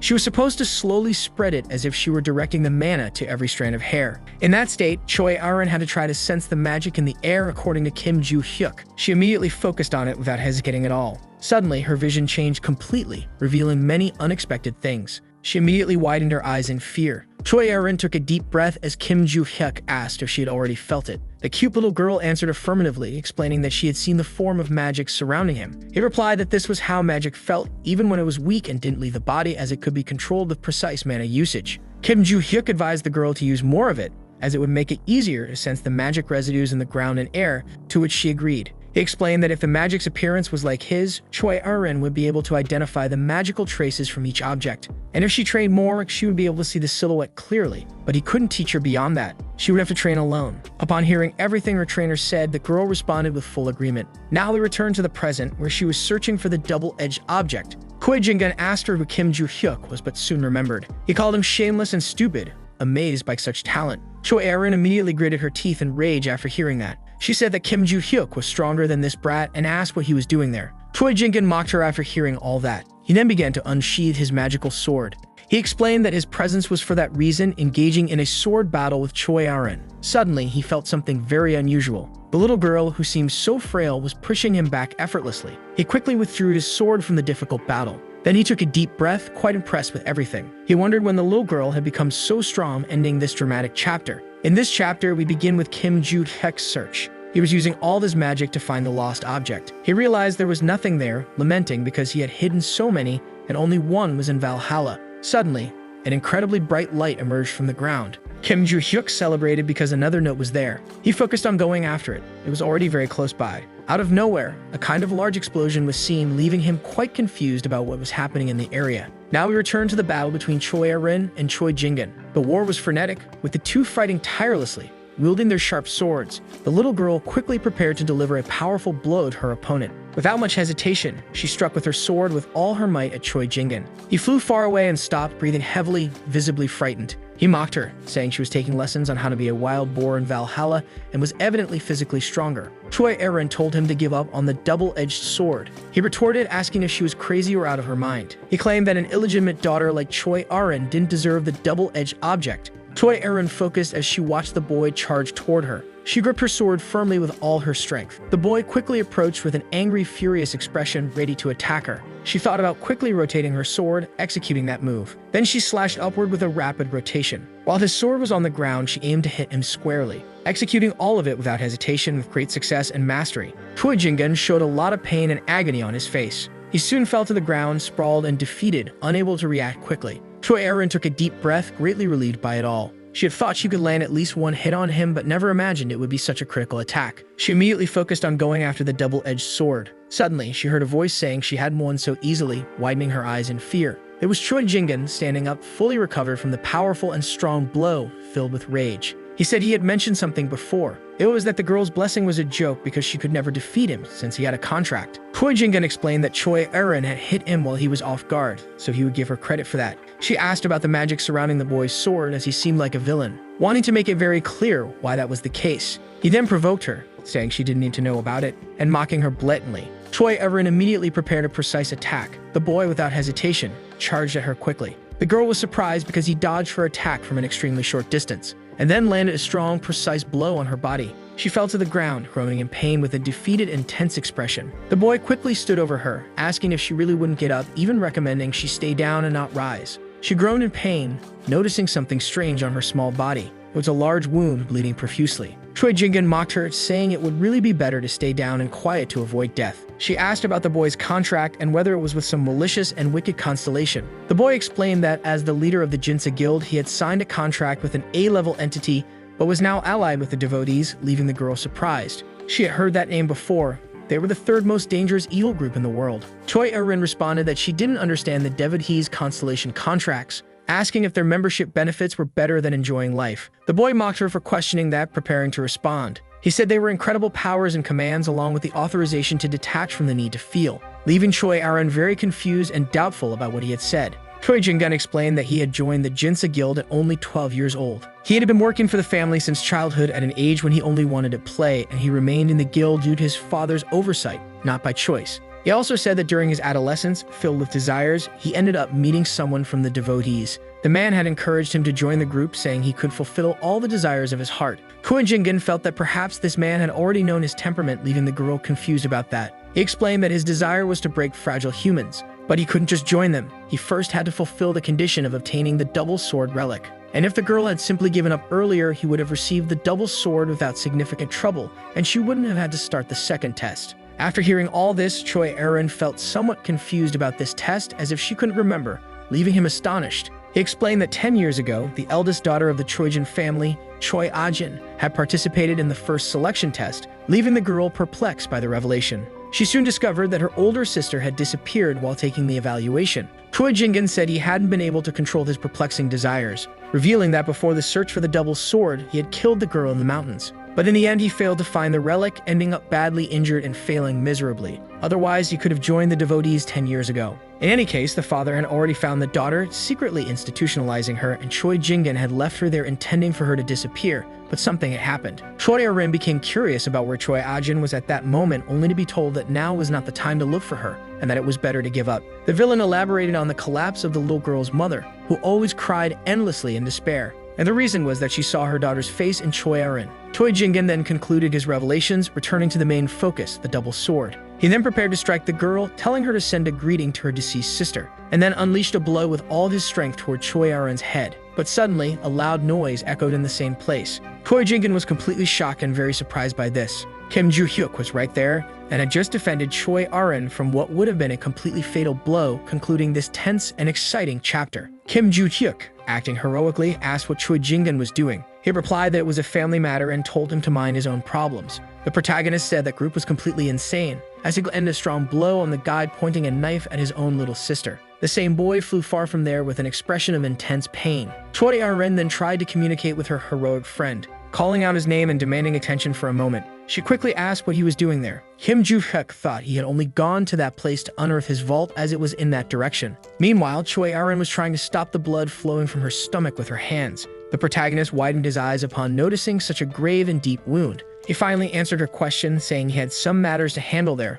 ordering her to step back and gather some magic to heal the wound. She immediately responded affirmatively. Meanwhile, Choi Jingin stood up, wondering who that guy who suddenly appeared was, and if he was perhaps the rude student from Valhalla. He reiterated that those matters were family business only. At the same time, he cursed in charge of the protagonist of the story with his huge and sharp sword. He poured all his magic and strength into it, making it glow with purple mana. But something unexpected happened just as the strike was about to land. It left Choi Jingin stunned and deeply impressed. Kim Joo-hyuk can easily dodge the stab without any effort. He then began explaining how to stab someone properly. Choi Jingin, he said, shouldn't aim at a stationary target, but should target someone who was moving like himself, while demonstrating this by striking him. The boy screamed in pain and agony, his mouth expelling a vital red liquid after the powerful and potent blow. But Kim Joo-hyuk didn't stop his onslaught at that moment. Choi Jingin thought his enemy was pursuing him while simultaneously pushing him back. Suddenly, he took another powerful and potent strike to the middle of his weak and useless body. He was driven into the ground, causing significant destruction. His expression was no longer that of a living person, but of someone utterly defeated. Kim Joo-hyuk watched him on the ground without saying a single word. He then asked if Arin was okay, receiving an immediate affirmative response. He also asked if she could walk while she attempted to move. Suddenly, a purple magic aura caught the protagonist's attention. Choi Jingin's body was exuding abundant magical smoke at that moment. Brace commented to Kim Joo-hyuk that it was a magical sword, receiving an affirmative reply along with a question about whether that guy was evil too. Suddenly, the villain firmly planted his feet on the ground. He quickly stood up, cursing furiously at the protagonist of the story. He also said that the protagonist was just a useless freshman from Valhalla. He accused him of underestimating the offensive leader of the guild while preparing a strike with his sword. But that stab was easily blocked by Kim Joo-hyuk. Choi Jingin then thought that even magic couldn't make the protagonist move. Kim Joo-hyuk immediately called the guild's offensive leader. He asked if he had chosen a different position because it fit better, striking him as he spoke. The leader was sent flying far away, his expression completely battered and destroyed, unable to answer the question. He wondered about the power of that guy since he blocked attacks and even counterattacked, not seeming to be just 17 years old. Choi Jingin saw no alternative but to use a trump card. It would have many side effects, but if he kept getting beaten, he would quickly lose. So he thought about using it with the artificial remnants. He could manage a temporary contract with a constellation. Kim Joo-hyuk stared at him while he strategized his victory plan. Choi Jingin then began laughing very maliciously and wickedly. He soon revealed all the magic emanating from his body. Suddenly, everyone at the selection test site was in despair as an earthquake began at that moment. A reporter called his friend, saying he was seeing something very unusual there. Purple smoke was rising high from the middle of the forest. The family leader wondered what it could be. He concluded it was a magical sword dense enough for everyone to see. Moreover, it was right where the double-edged swords were. Traditionally, he wouldn't intervene in the selection test, but since it was very dangerous, he decided to take action. Meanwhile, at the site, Kim Joo-hyuk and Choi Jingin were intensely staring at each other. The protagonist said he was just observing everything, yet the villain increased his magic. Choi Jingin responded by cursing and saying it was just an extra effect. He explained that all those things were only part of the power he gained through the temporary contract, while threatening Kim Joo-hyuk. Suddenly, the information surfaced that the dragon that kills everyone had already recognized this sacred relic, showing its teeth as if very satisfied. And it had already activated its ability, the eye that penetrates nature. Kim Joo-hyuk observed all that with a very calm and serene expression. Out of nowhere, the dragon that kills everyone widened its eye. It timidly glanced at the protagonist of the story staring at him. Suddenly, the dragon that kills everyone deactivated its eye that penetrates nature, then reactivated it immediately, looking quite jumpy. It was evident that it was overcome by fear. They exclaimed that it had to leave immediately, leaving Choi Jingen utterly confused. The dragon that kills everyone declared that it rejected the call of the sacred relic, ending the contract. It reclaimed all its power and quickly fled, abandoning Choi Jingen. Kim Joo-hyuk and Choi Ah-rin watched as all its magic dissipated. The protagonist then initiated a conversation between the two of them. Immediately, he placed the tip of his sword against Choi Jingen's stomach, asking who would kill whom at that exact moment. After that, he delivered a powerful strike with the sword, sending Choi Jingen flying far away, screaming in immense pain and agony because of his abdomen. The boy immediately collapsed to the ground, unconscious and defeated, concluding this chapter. The leader of the devotees, the Dragon King Han Nibble, was astonished by what he saw before him. That dragon that kills everyone was claiming it had gotten into big trouble because of him. Yelling loudly, it asked if he wanted to disappear from this mortal plane. Han Nibble immediately tried to apologize to the constellation and was promptly slammed headfirst into the ground on his knees. The dragon that kills everyone warned him not to distribute any more artificial relics in the future. Han Nibble responded with immediate affirmation. The constellation also warned him to behave properly. Soon the great leader of the devotees began to rise from the ground. With an expression of great pain and confusion, he wondered what that had been and why the constellation had become so angry and furious. And regarding the artificial relic, he could tell that the brat planted in the Choijin family had done something wrong. However, the problematic words of the constellation suggested that it was afraid of something. The leader of the devotees urgently needed to find out what was happening. Now he returned to the dormitory at Valhalla School, more specifically to Kim Joo-hyuk's room. He felt relieved after everything that had happened.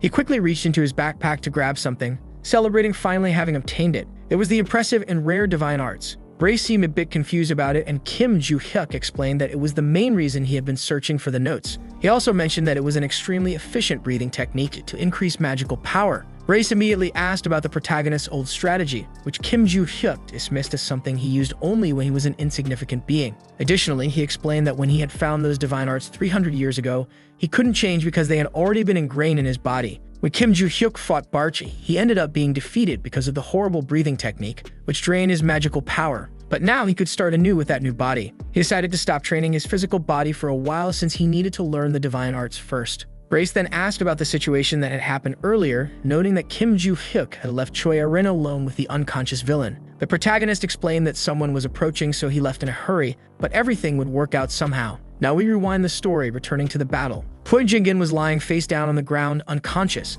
Kim Joo-hyuk watched him with a tense and concerned expression. Brace quickly asked if he had killed the villain, to which Kim Joo-hyuk replied that he couldn't kill him because he had already been involved in another incident in Valhalla, compromising everything. However, since there were faint traces of magic, the boy would probably survive, which Brace confirmed positively. Kim Joo-hyuk then asked if Choi Ah-rin could stand up, discovering that she could, according to her. And just as he was about to say something else, he noticed someone approaching at that moment, likely the girl's family on their way, which could interfere with finding the notes. The protagonist then called the girl, and she promptly responded. He ordered her not to strain herself since her family was already arriving and informed her that he had to leave due to obligations, which she acknowledged. Kim Joo-hyuk told Choi Ah-rin to claim she had dealt with the villain alone in case her group didn't know. He revealed that the boy had lost a lot of energy in the last attack while bidding farewell to the girl. She said she understood everything, bidding him farewell and planning to see him again at school. Now we return to the present, concluding the protagonist's memories, as he continued to plan something regardless. He wanted to retrieve the inventory stones as soon as he mastered the divine arts, since last time he couldn't absorb all their magical power. But up until that moment, he just wanted to rest for a while.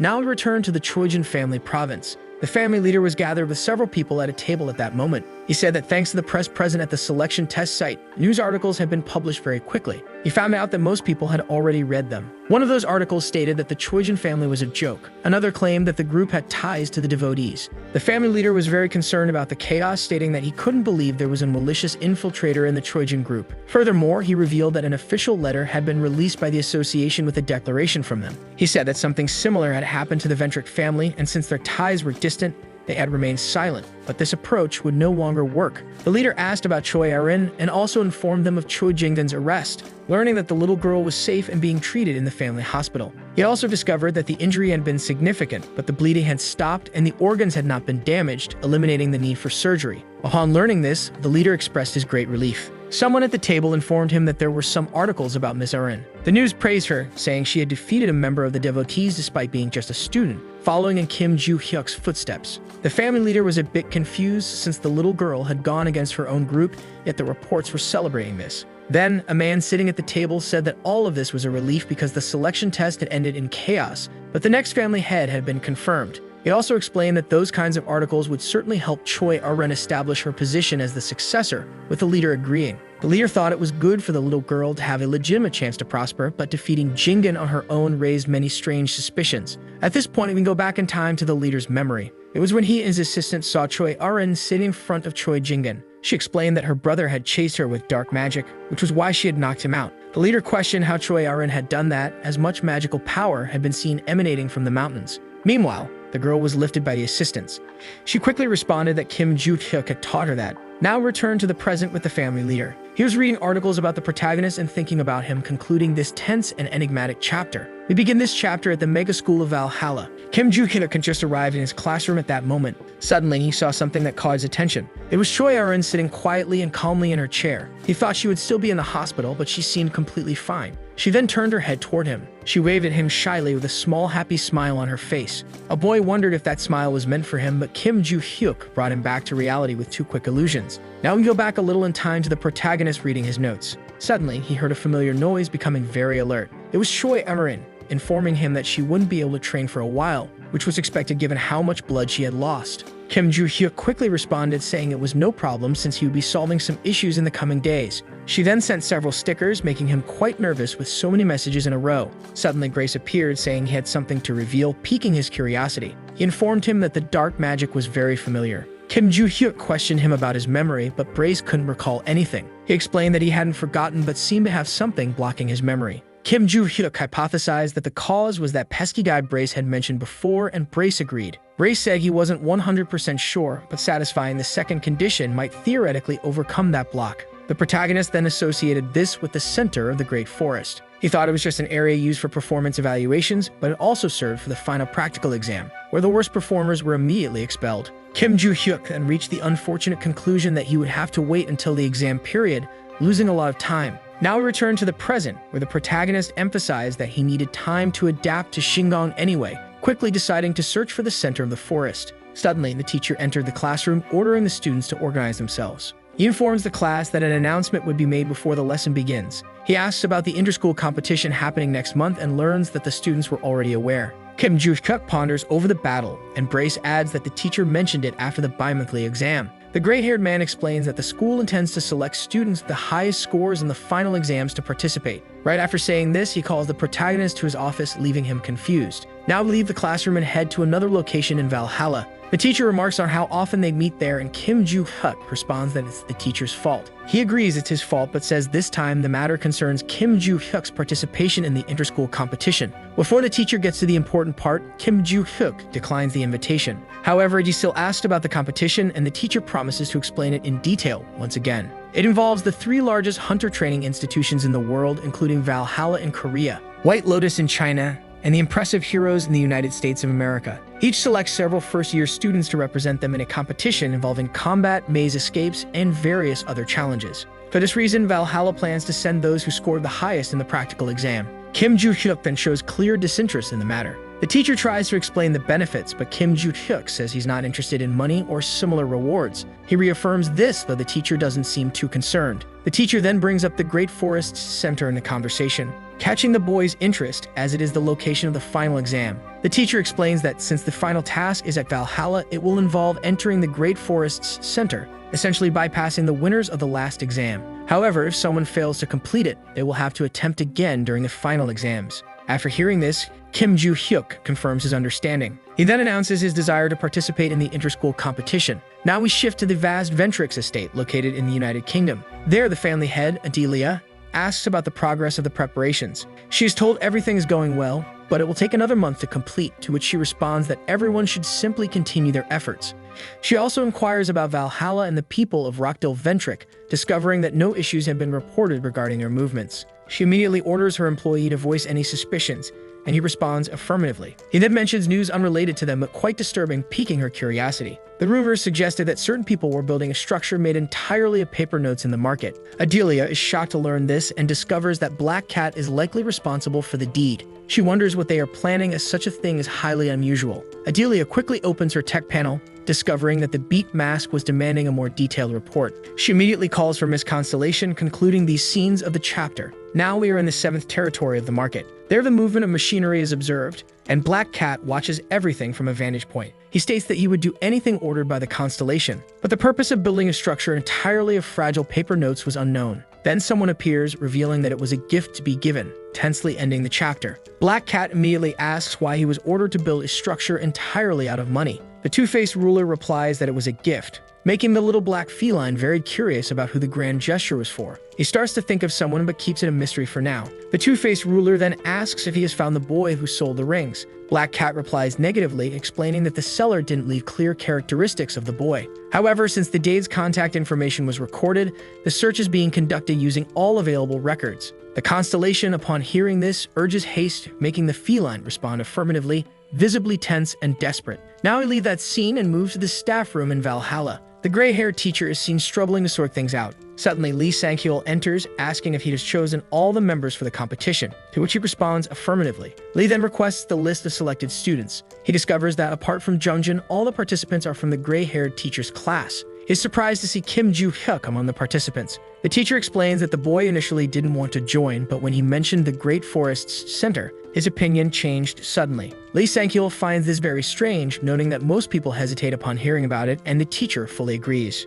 But it was unlikely that he didn't know what the center of the Great Forest was, even if he slept through all the lessons, as everything was explained clearly. Lee Sang-hyul then thought about the Room of Constellations, highlighting Kim Joo-hyuk's ulterior motives for being at the school. He soon asked if it was okay to gather all the students for training, receiving a positive response, and the professor arranged a schedule. After that, the two parted ways in a tone of friendship and camaraderie. Thus ended the conversation of this scene in the chapter. Now we fast forward a few days to the small auditorium at Valhalla. There was the muscular of Siyuk, the powerful, fearless, and impressive Yu Soyeon, alongside the cute and strong little girl Choi Aron, plus Do Jungjin, who wasn't part of the gray-haired professor's class, and our beloved protagonist Kim Joo-hyuk. Suddenly, Lee Sang-hyul entered the auditorium where all these prodigious students were gathered. He immediately noticed the 5 selected students were present. He said it was a pleasure to meet them and introduced himself as their combat instructor. Lee Sang-hyul explained why the students were there and that he would later describe the training they would undergo. There would be a total of 3 trials to complete. The first was a duel between students, very similar to the entrance test at Valhalla. The second trial involved a team battle with the 5 school members competing against students from other schools. This test emphasized the leader's situational adaptation skills, as all teams would be fighting simultaneously, according to Lee Sang-hyul. The third trial involved the center of the Great Forest, which greatly intrigued Kim Joo-hyuk. Due to the final exam being brought forward, Lee Sang-hyul couldn't provide much information, only stating that the center of the Great Forest was a fearsome labyrinth. As the name suggested, the place had many trees and an extremely secure gate designed to block anyone, allowing entry only to authorized personnel. All Lee Sang-hyul could say was that each group would enter the center of the Great Forest, with instructions given on the day itself. Even with limited information, everyone understood. He decided to proceed, explaining the team battle specifications and format, as there wasn't much else to elaborate on. He expected everyone to have some knowledge given their experience with the dungeon raid, while Kim Joo-hyuk pondered the vague explanation about the Great Forest. Since there was a barrier, he couldn't just enter. It wasn't that simple. Thus concluded the initial explanation and the protagonist's line of reasoning. After explaining the team battle, Lee Sang-hyul also outlined the training process. Before proceeding, he asked if the group had any questions, and the only one to raise his hand was Kim Joo-hyuk. Once authorized to speak, he asked if there was any issue with training alone. Lee Sang-hyul replied that it didn't matter, as the boy could train however he wished. After answering, he again asked if anyone else had questions, and this time only the cute little girl raised her hand, also expressing her desire to train alone. Lee Sang-hyul found it very strange that both Kim Joo-hyuk and Choi Aron wanted to train alone. He agreed anyway, and asked if anyone else had the same intention. As the others remained silent, Lee Sang-hyul assumed they didn't. He then decided to wrap things up for the day, informing them he would see them again during training, receiving an affirmative response. The students began to stand and leave the venue. Kim Joo-hyuk thought that before the competition began, he would have mastered the technique, fully absorbing the mana and improving his condition. All this free time would be dedicated to training, and while thinking this, someone called out to him. It was Choi Aron, asking if participating in the training was a good idea. He was slightly confused by this question, since in his mind she planned to train alone. She had also mentioned she couldn't push herself too hard, reinforcing that idea. But then she considered that there was a catch to all this. Suddenly, we delve into her memories from some time ago, where the professor mentioned reading the newspaper articles and wanting to understand her decision better in person. He asked if she really wanted to participate in the event. She asked if Kim Joo-hyuk would be attending, to which the professor confirmed. Thus, Choi Erin decided to participate as well, leaving the professor quite impressed, given that her body hadn't fully recovered yet. She assured him she would be fine, gaining the trust of the gray-haired professor. Now back to the present, Choi Erin thought that little time remained before she could become the head of the family, but there was still a catch. Thanks to Kim Joo-hyuk, she had found another goal to pursue. This goal was to grow stronger as a team, helping him achieve his individual goals. Just as he had previously helped her willingly and generously, he was somewhat confused by her odd way of speaking, stopping, and smiling, but nonetheless advised her not to overtrain, and she responded affirmatively. Kim Joo-hyuk then explained that most of the training would focus on mana control and that their physical preparation would center on walks, which she confirmed positively. After giving all the instructions and tips, he bid farewell to Choi Erin, informing her he would finish his work and then help her a bit more.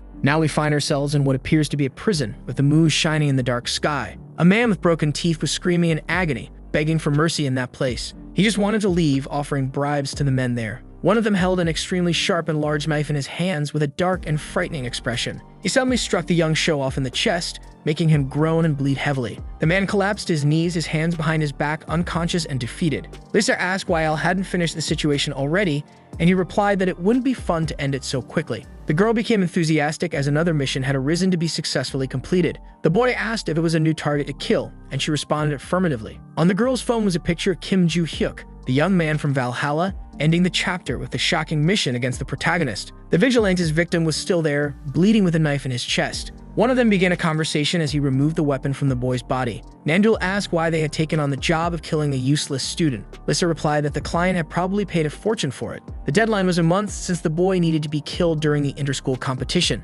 Nandul asked Lisa why they didn't just finish the mission now, and she explained that the dormitory security was strong, making it almost impossible to breach the barrier. He countered that theoretically, it would be even more complicated during the school competition, considering the other schools present, something Lisa had already heard from Alia. They said the third day's task would be in the Great Forest's center, involving a mysterious maze. Lisa also learned that the goal was for students to traverse the area, and Nandul grew curious about whether instructors would be present. She explained that no one would be there except for a drone and a few guards at the entrance, as the teachers and counselors would be watching from afar. They would have to hide after Alia infiltrated first, which Nandul found boring. Lisa emphasized that completing the mission was the priority, and Nandul agreed. Now we fast forward a month for the first day of the inter-school competition. All the students were excited about the event's start. Rockdale Ventric observed everything in complete silence. We then delve into his mind, going back some time. On that day, he answered a call from his dear father. He informed him that he had received the money for Eden Ventric, which his father acknowledged positively. He also mentioned that with the money, he had paid for a divine contract, ordering Il Shinjo to kill Kim Joo-hyuk. His father was shocked to hear this, but Rockdale Ventric explained there was nothing linking the two to these malicious actions. Regardless, he would ensure that was the case, as the Samsel Du Il Shin group had already accepted the commission. Eden Ventric had heard of this senior assassin group, made up of 3 individuals working together to become an unstoppable force. Because of this, his father urged his son not to draw too much attention, to which Rockdale agreed. Now back to the present, Rockdale Ventric reflected that Il Shin had already sent confirmation that Kim Joo-hyuk would be handled during the competition. Thus, he didn't need to sit and watch. He immediately called his assistant Julia to leave the area. Suddenly, a man dressed in black appeared on the podium, welcoming the students and spectators. It was Shim Deokwoon, the president of Valhalla's council. Before the competition officially began, he wanted to introduce the representatives from each school. He started with White Lotus from China, followed by the heroes from the United States, and finally, the remarkable students from Valhalla representing South Korea. Shim Deokwoon announced that the competition would last 3 days and that the first day's task would be individual duels among the students.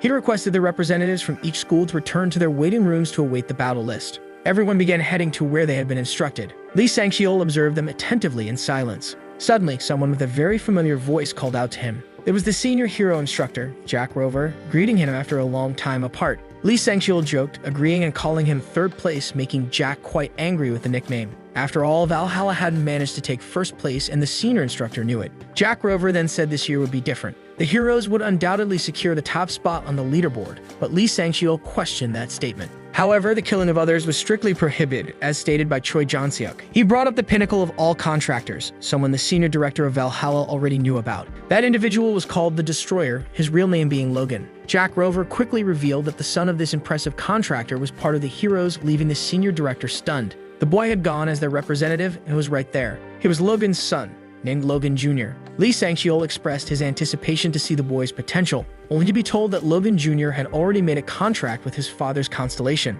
He was impressed by this information about the pact with the destroyer of everything. The boy likely wielded the same destructive power, though Jack Rover slightly downplayed this, explaining that the father was better at utilizing it. Jack also noted that Valhalla wasn't asking questions just about Kim Joo-hyuk. He had heard that Kim Joo-hyuk had defeated and captured a villain, a fact confirmed and elaborated upon by Lee Sang-cheol. Jack Rover then said that Kim Joo-hyuk and Choi Aren would make a good match for Logan Jr., as they were already capable of defeating experienced adults. Lee Sang-cheol gave a lukewarm response. Suddenly, the announcer declared that the participants for the first round had been revealed. The senior instructor responded that his friend would soon understand his half-hearted reaction, specifically after watching the fight. At this moment, Kim Joo-hyuk was already standing in front of his opponent. Shim Deo-kun explained that the rules were simple and essentially the same for all matches. The first to win would be declared the victor. Even if a vital point was hit with a weapon, the stadium's system would automatically reduce the damage, sending electric pulses to mimic the pain for the target. This protection system would remain in effect until the next round. After the countdown, the matches could begin.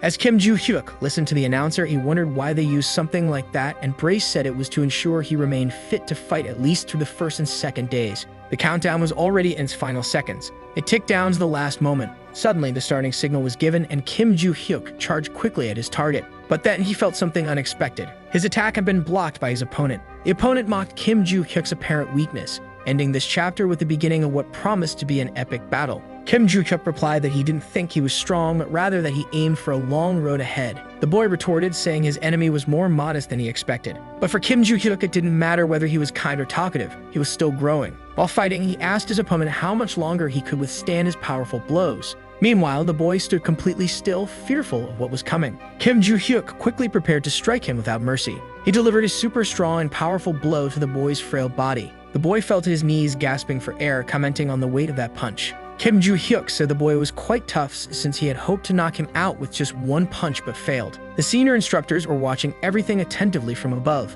Lee Sang-cheol commented that the boy was indeed strong. Jack Rover responded that he had seen Kim Joo-hyuk's performance alongside his students before, but there was a catch. Back then, he hadn't seemed as intimidating. Still, Jack Rover held on to hope because the battle wasn't over yet, and Logan Jr. hadn't used his destructive power. Logan Jr. was already preparing his magical attack. Kim Joo-hyuk observed him calmly, without hesitation. Meanwhile, the attack drew closer and closer to his head, even ripping out a few strands of hair. Kim Joo-hyuk remained highly alert as he realized the potency of the magic. He immediately counterattacked his opponent, who had become overconfident. Afterward, Kim Joo-hyuk noticed the missing tufts of hair on his head, recognizing that this was likely some form of destructive ability. Meanwhile, Logan Jr. felt as though he was about to faint even after only 2 hits to his stomach. He thinks that if he couldn't perfect the destruction skill, there would be no reason to use it. But he quickly reconsiders this decision, because he still had another option to follow. Suddenly, he places his hands on the ground, absorbing a significant amount of magic. The ground couldn't withstand the pressure and quickly began to crack apart.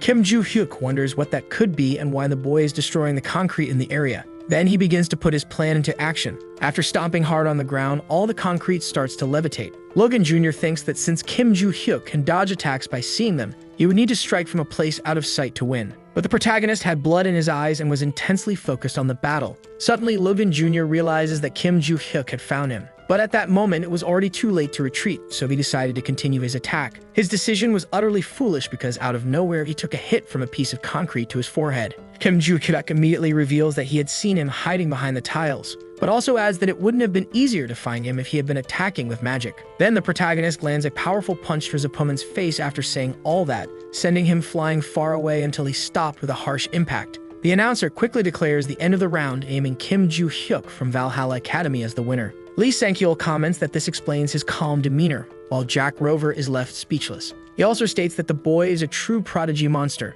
In the next round, Kim Joo-hyuk faces Lee Wee-on-pong from White Lotus, winning effortlessly. After that, his opponent Lee Bella from the Heroes also loses easily. Finally, we arrive at the individual duel against the sweet Choi Erin. She remarks that they had reached the final round, suggesting that Valhalla's victory was nearly guaranteed, and that there was no real reason for the battle except to establish the ranking. She asks if she should forfeit since the winner would receive the scholarship, and she didn't care much about the prize. Kim Joo-hyuk shares the same sentiment but orders her not to give up because it would be presumptuous not to demonstrate combat skills. He also says that Choi Erin should show him how much she had improved. Then Kim Joo-hyuk commands her to attack, saying he would consider her injury. The girl immediately responds affirmatively, preparing to strike. She grips her sword tightly and charges at her friend and trainer. He too was eager for the battle. After the fight, the announcer appeared stunned and tense. Jack Rover and Lee Sang-hyul were also shocked by what they witnessed. The students from Valhalla watched in awe. Kim Joo-hyuk had just delivered a powerful blow at Choi Erin, who lay on the ground. The announcer quickly declares Kim Joo-hyuk the winner of the individual duels in that year's inter-school competition. Brace criticizes the protagonist's cruel actions, reminding him he promised to go easy.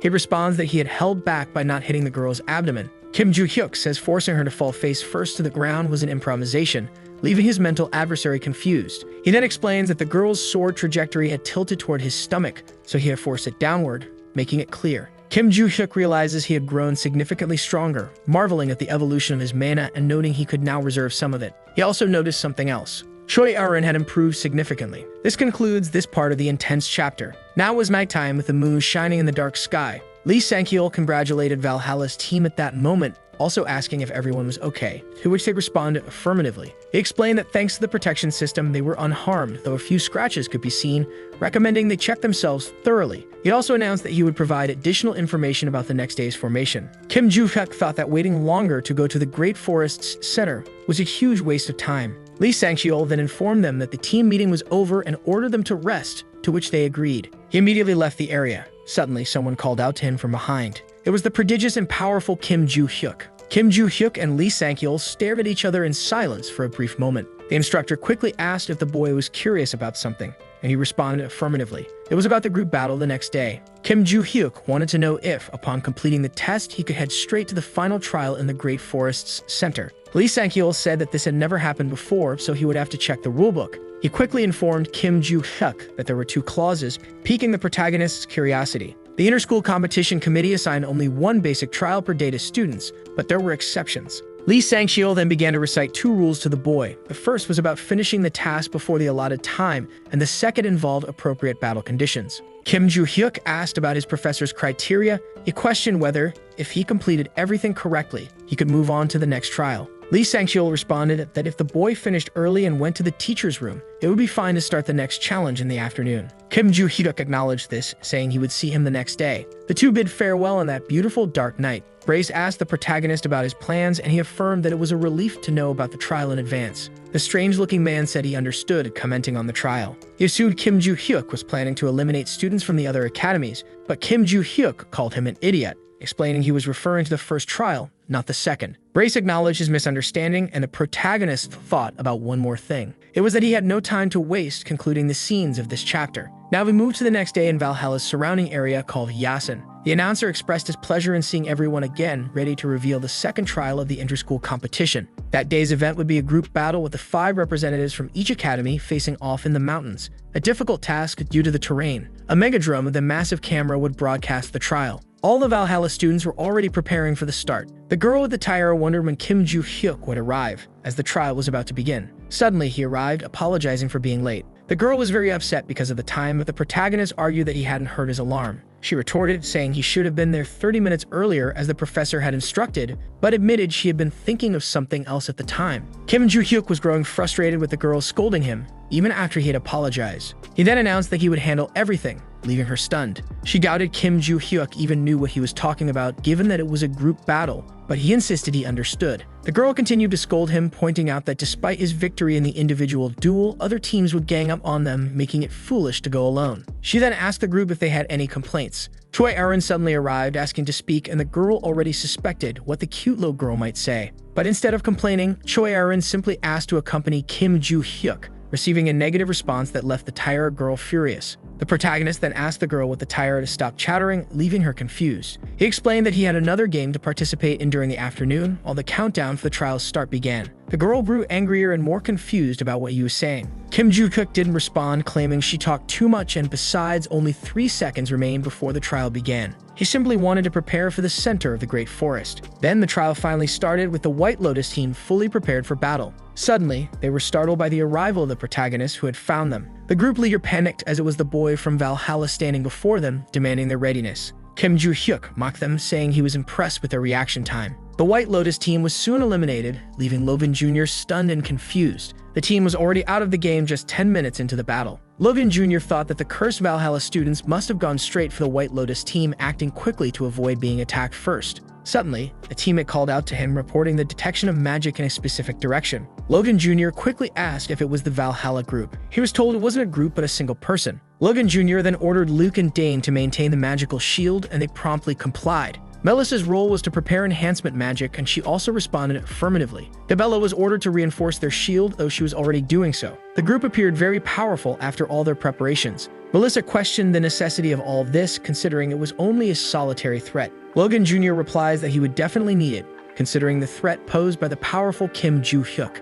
Dabella remarks that Melissa had never fought against the boy before and was unaware of his extraordinary skills for a high schooler. The blonde girl argues that her friend hadn't fought him either, and Logan Jr. points out that there's no comparison to someone like him. The boy in white clothes suddenly informs them that the magic had disappeared without warning. 2 members of the group comment that it could mean they had left or perhaps just taken a look before retreating. Nevertheless, they remained well prepared for a potential surprise attack. They were alert, using all possible powers and protections at that moment. Suddenly, a shadow is spotted circling the area. Logan Jr. realizes who it is. He thinks that Kim Joo-hyuk is right above the group. In an instant, he takes his sword strike directly to the top of his head. There was the powerful boy from Valhalla delivering a potent and strong blow. Logan Jr. collapses, completely defeated and unconscious on the ground. The little girl is desperate over what had just happened in front of her, but it's too late to react as Kim Joo-hyuk is already attacking her with great force as well. The blonde girl tries to call out to him, preparing to take him by surprise. He wonders what the yellow orb flying toward him is, and immediately defeats the girl because, no matter the situation,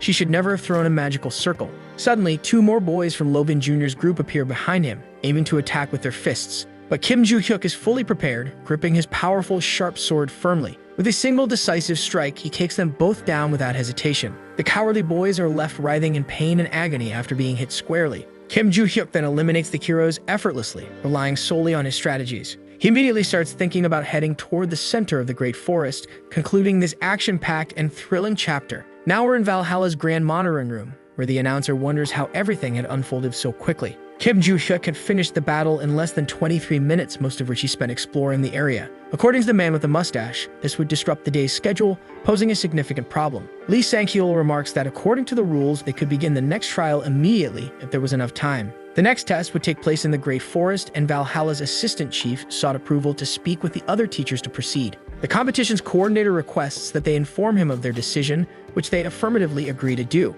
Lee Sang-hyul reflects that Kim Joo-hyuk is both fearsome and cunning, likely having inquired about this possibility because he knew such situations could arise. He and his close friend Jack Rover begin to leave the area. The leader of the heroes agrees to proceed with the trial, but notes they still need to speak with the White Lotus instructors. He finally became convinced after watching the group battle and believed the outcome wouldn't change even if the tests were postponed. Now he understood why his friend had referred to Kim Joo-hyuk as a true warrior monster. Lee Sang-hyul acknowledges all those words shared by his friend. The two then decide to speak first with the White Lotus group leaders, concluding this chapter's partnership and camaraderie section. Now we're in Valhalla's team rest area. The troublesome girl contemplates taking the initiative, considering the teacher had made her the group leader, but in the end she hadn't done anything useful. Moreover, she had lost to Choi Arin in the individual matches the previous day, likely because the girl had trained with Kim Joo-hyuk. At that pace, she would definitely fall behind, but she was determined not to let that happen. She considers setting aside her pride and asking Kim Joo-hyuk to teach her all his impressive tricks and techniques.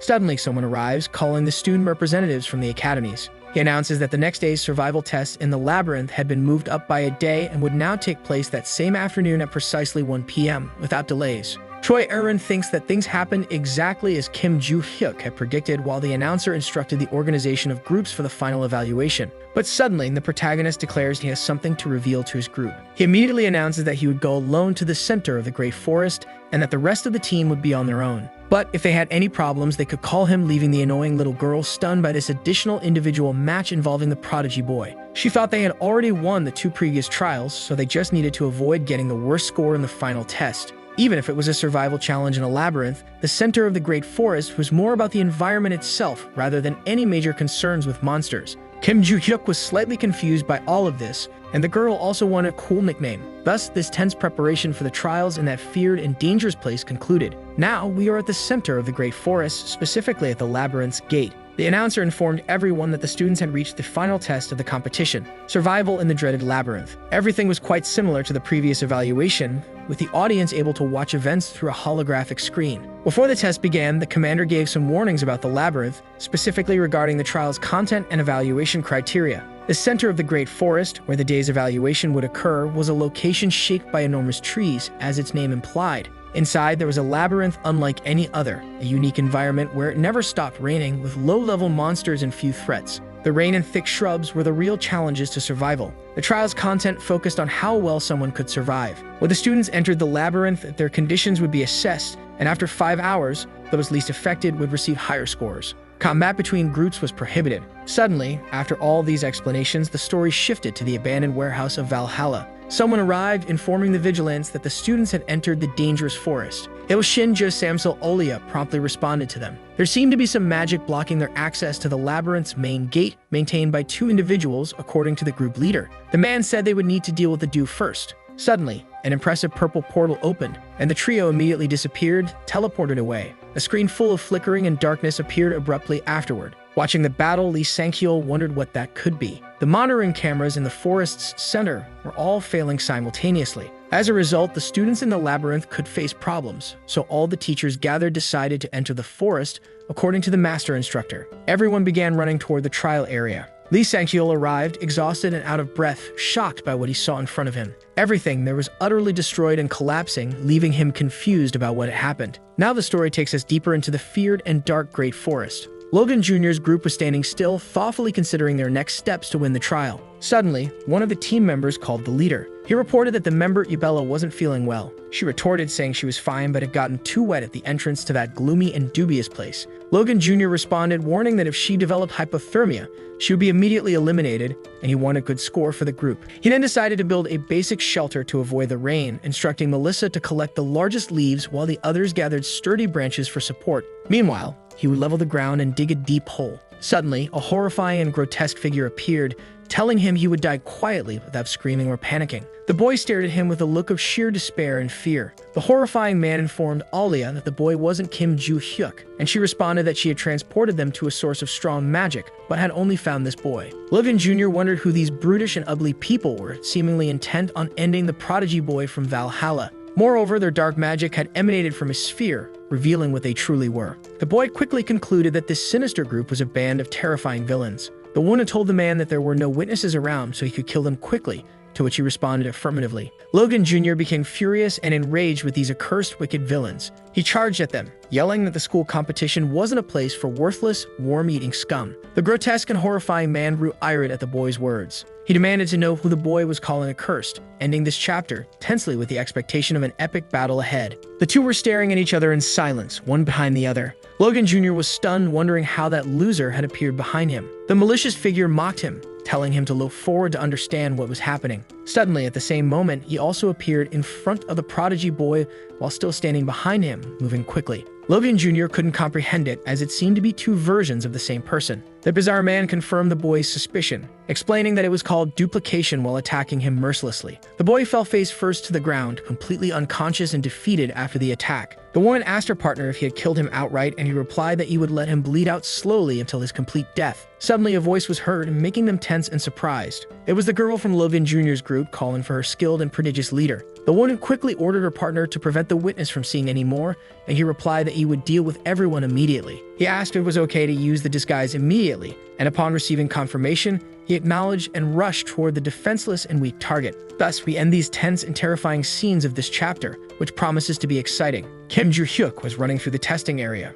wondering what that was all about. The panel spoke about the center of the Great Forest being the home of the Madagaiga Rona, also noting that certain conditions could only be met when a checkpoint existed. Kim Joo-hyuk was confused about there being a residence in that location, as he could only see bushes and giant trees everywhere. Suddenly, he encountered a blonde girl standing directly in front of him. She was completely desperate and upset, denying everything she was seeing. All of her teammates were likely dead on the ground, bleeding profusely and utterly destroyed. The vigilant woman seemed irritated that there was yet another witness, while the man commented that so many people showing up was quite annoying. Suddenly, he realized there wasn't just one person but two, and the second individual was undoubtedly the primary target, Kim Joo-hyuk. The woman recognized this, and the man said the target must have heard the screams and rushed over, which was why he never killed them immediately. Kim Joo-hyuk was confused to learn he was the primary target of such a creepy and hideous group. He carefully observed his surroundings without uttering a single word. Logan Jr.'s entire group, including himself, was lying on the ground in front of him, almost dead and bleeding excessively. Kim Joo-hyuk called out to the blonde girl, ordering her to try to stop her friend's bleeding while he dealt with the intruders. He figured the first-year students from the hero's clan were still alive at that moment. The protagonist thought they had been intentionally struck in a way that wouldn't kill them immediately, leaving him puzzled about why they were left to bleed to death. He then addressed the wild dogs, saying they had ruined his mood and demanding an immediate explanation. He also asked how they had invaded the area and declared he would eliminate them quickly and discreetly. The man responded with insults, telling him he didn't understand his current situation being trapped in that infernal, dangerous, and dark labyrinth. He explained that his group had destroyed the only passage into that place, and the same had happened to the surveillance drones. Even if the teachers discovered it, they wouldn't reach the area fast enough to save everyone there. Since they had completely destroyed the gate, it would take at least an hour to clear it and enter the place. Kim Joo-hyuk thought about the limited time he had. In that cursed forest, with the unending rain, he had only an hour to find his desired objective. The horrifying man was confused, not understanding what the boy was muttering at that moment. Then he lunged at him, aiming to kill him mercilessly. With his extremely sharp and deadly knife gripped tightly in his fists, he advanced, preparing to deliver a strong and powerful strike. But just as he was about to land the blow, Kim Joo-hyuk vanished from his sight. The man was baffled by what had just happened, wondering where the prodigy boy had disappeared to so quickly. Suddenly, someone called out to him quietly. It was Kim Joo-hyuk himself, launching an attack intended to ensure his opponent's painful and merciless demise. He then delivered an extremely strong and powerful blow to the face of his grotesque and horrid enemy, sending him flying far away, passing by the female members of his group at an incredible speed. He finally crashed into the ground with a deafening thud. The girls were stunned by what they had just witnessed before their eyes. Suddenly, the impressive Kim Joo-hyuk appeared behind them without them noticing immediately. He swiftly landed another precise and masterful blow on their backs. The girls felt the impact with intense pain and agony evident on their faces. They collapsed face first to the ground, unconscious just like their brutish companion. Kim Joo-hyuk immediately ordered the blonde girl to use her own magic to heal the severely injured. But he added that if she couldn't manage it, there were some Valhalla students to the west of the area. She replied that before asking for help, she would try to do her best. Suddenly, the cursed villain got up, groaning in pain from the blow he had received. He was very angry and frustrated by what happened to him. Kim Joo-hyuk commented that the guy's companions were incredibly fragile and weak. The man gripped his sharp knife tightly, visibly enraged by the protagonist's words. Kim Joo-hyuk asked the man before killing him who had ordered him to target him. The horrifying man responded that he wasn't an amateur and thus refused to reveal such information. Kim Joo-hyuk found this very odd since the other guys he had encountered confessed immediately. The weakling seemed momentarily confused by the boy. He quickly devised a strategy to surprise him using his duplication ability. But when he put the plan into action, it failed miserably. He was stunned by how Kim Joo-hyuk had dodged the nearly undetectable attack. Kim Joo-hyuk remarked that his enemy was being cowardly by attacking from behind. He then attempted to deliver a real surprise attack himself, leaving his opponent dumbfounded, holding his pitiful little knife. Kim Joo-hyuk then landed a powerful blow square in his face. The hit caused an unbearable pain in his face. The protagonist then addressed the brutish bald man. He asked one last time who had given the order, only to receive a mocking response. Considering this answer, Kim Joo-hyuk informed him that he would keep hitting him until he felt like talking. He quickly began swift movements with his sharp sword, striking his horrifying enemy with full force, sending him flying far away and concluding this chapter of the story. So the video ends here. If you don't want to miss the next part, activate the notification bell, and see you next time on Tob's channel.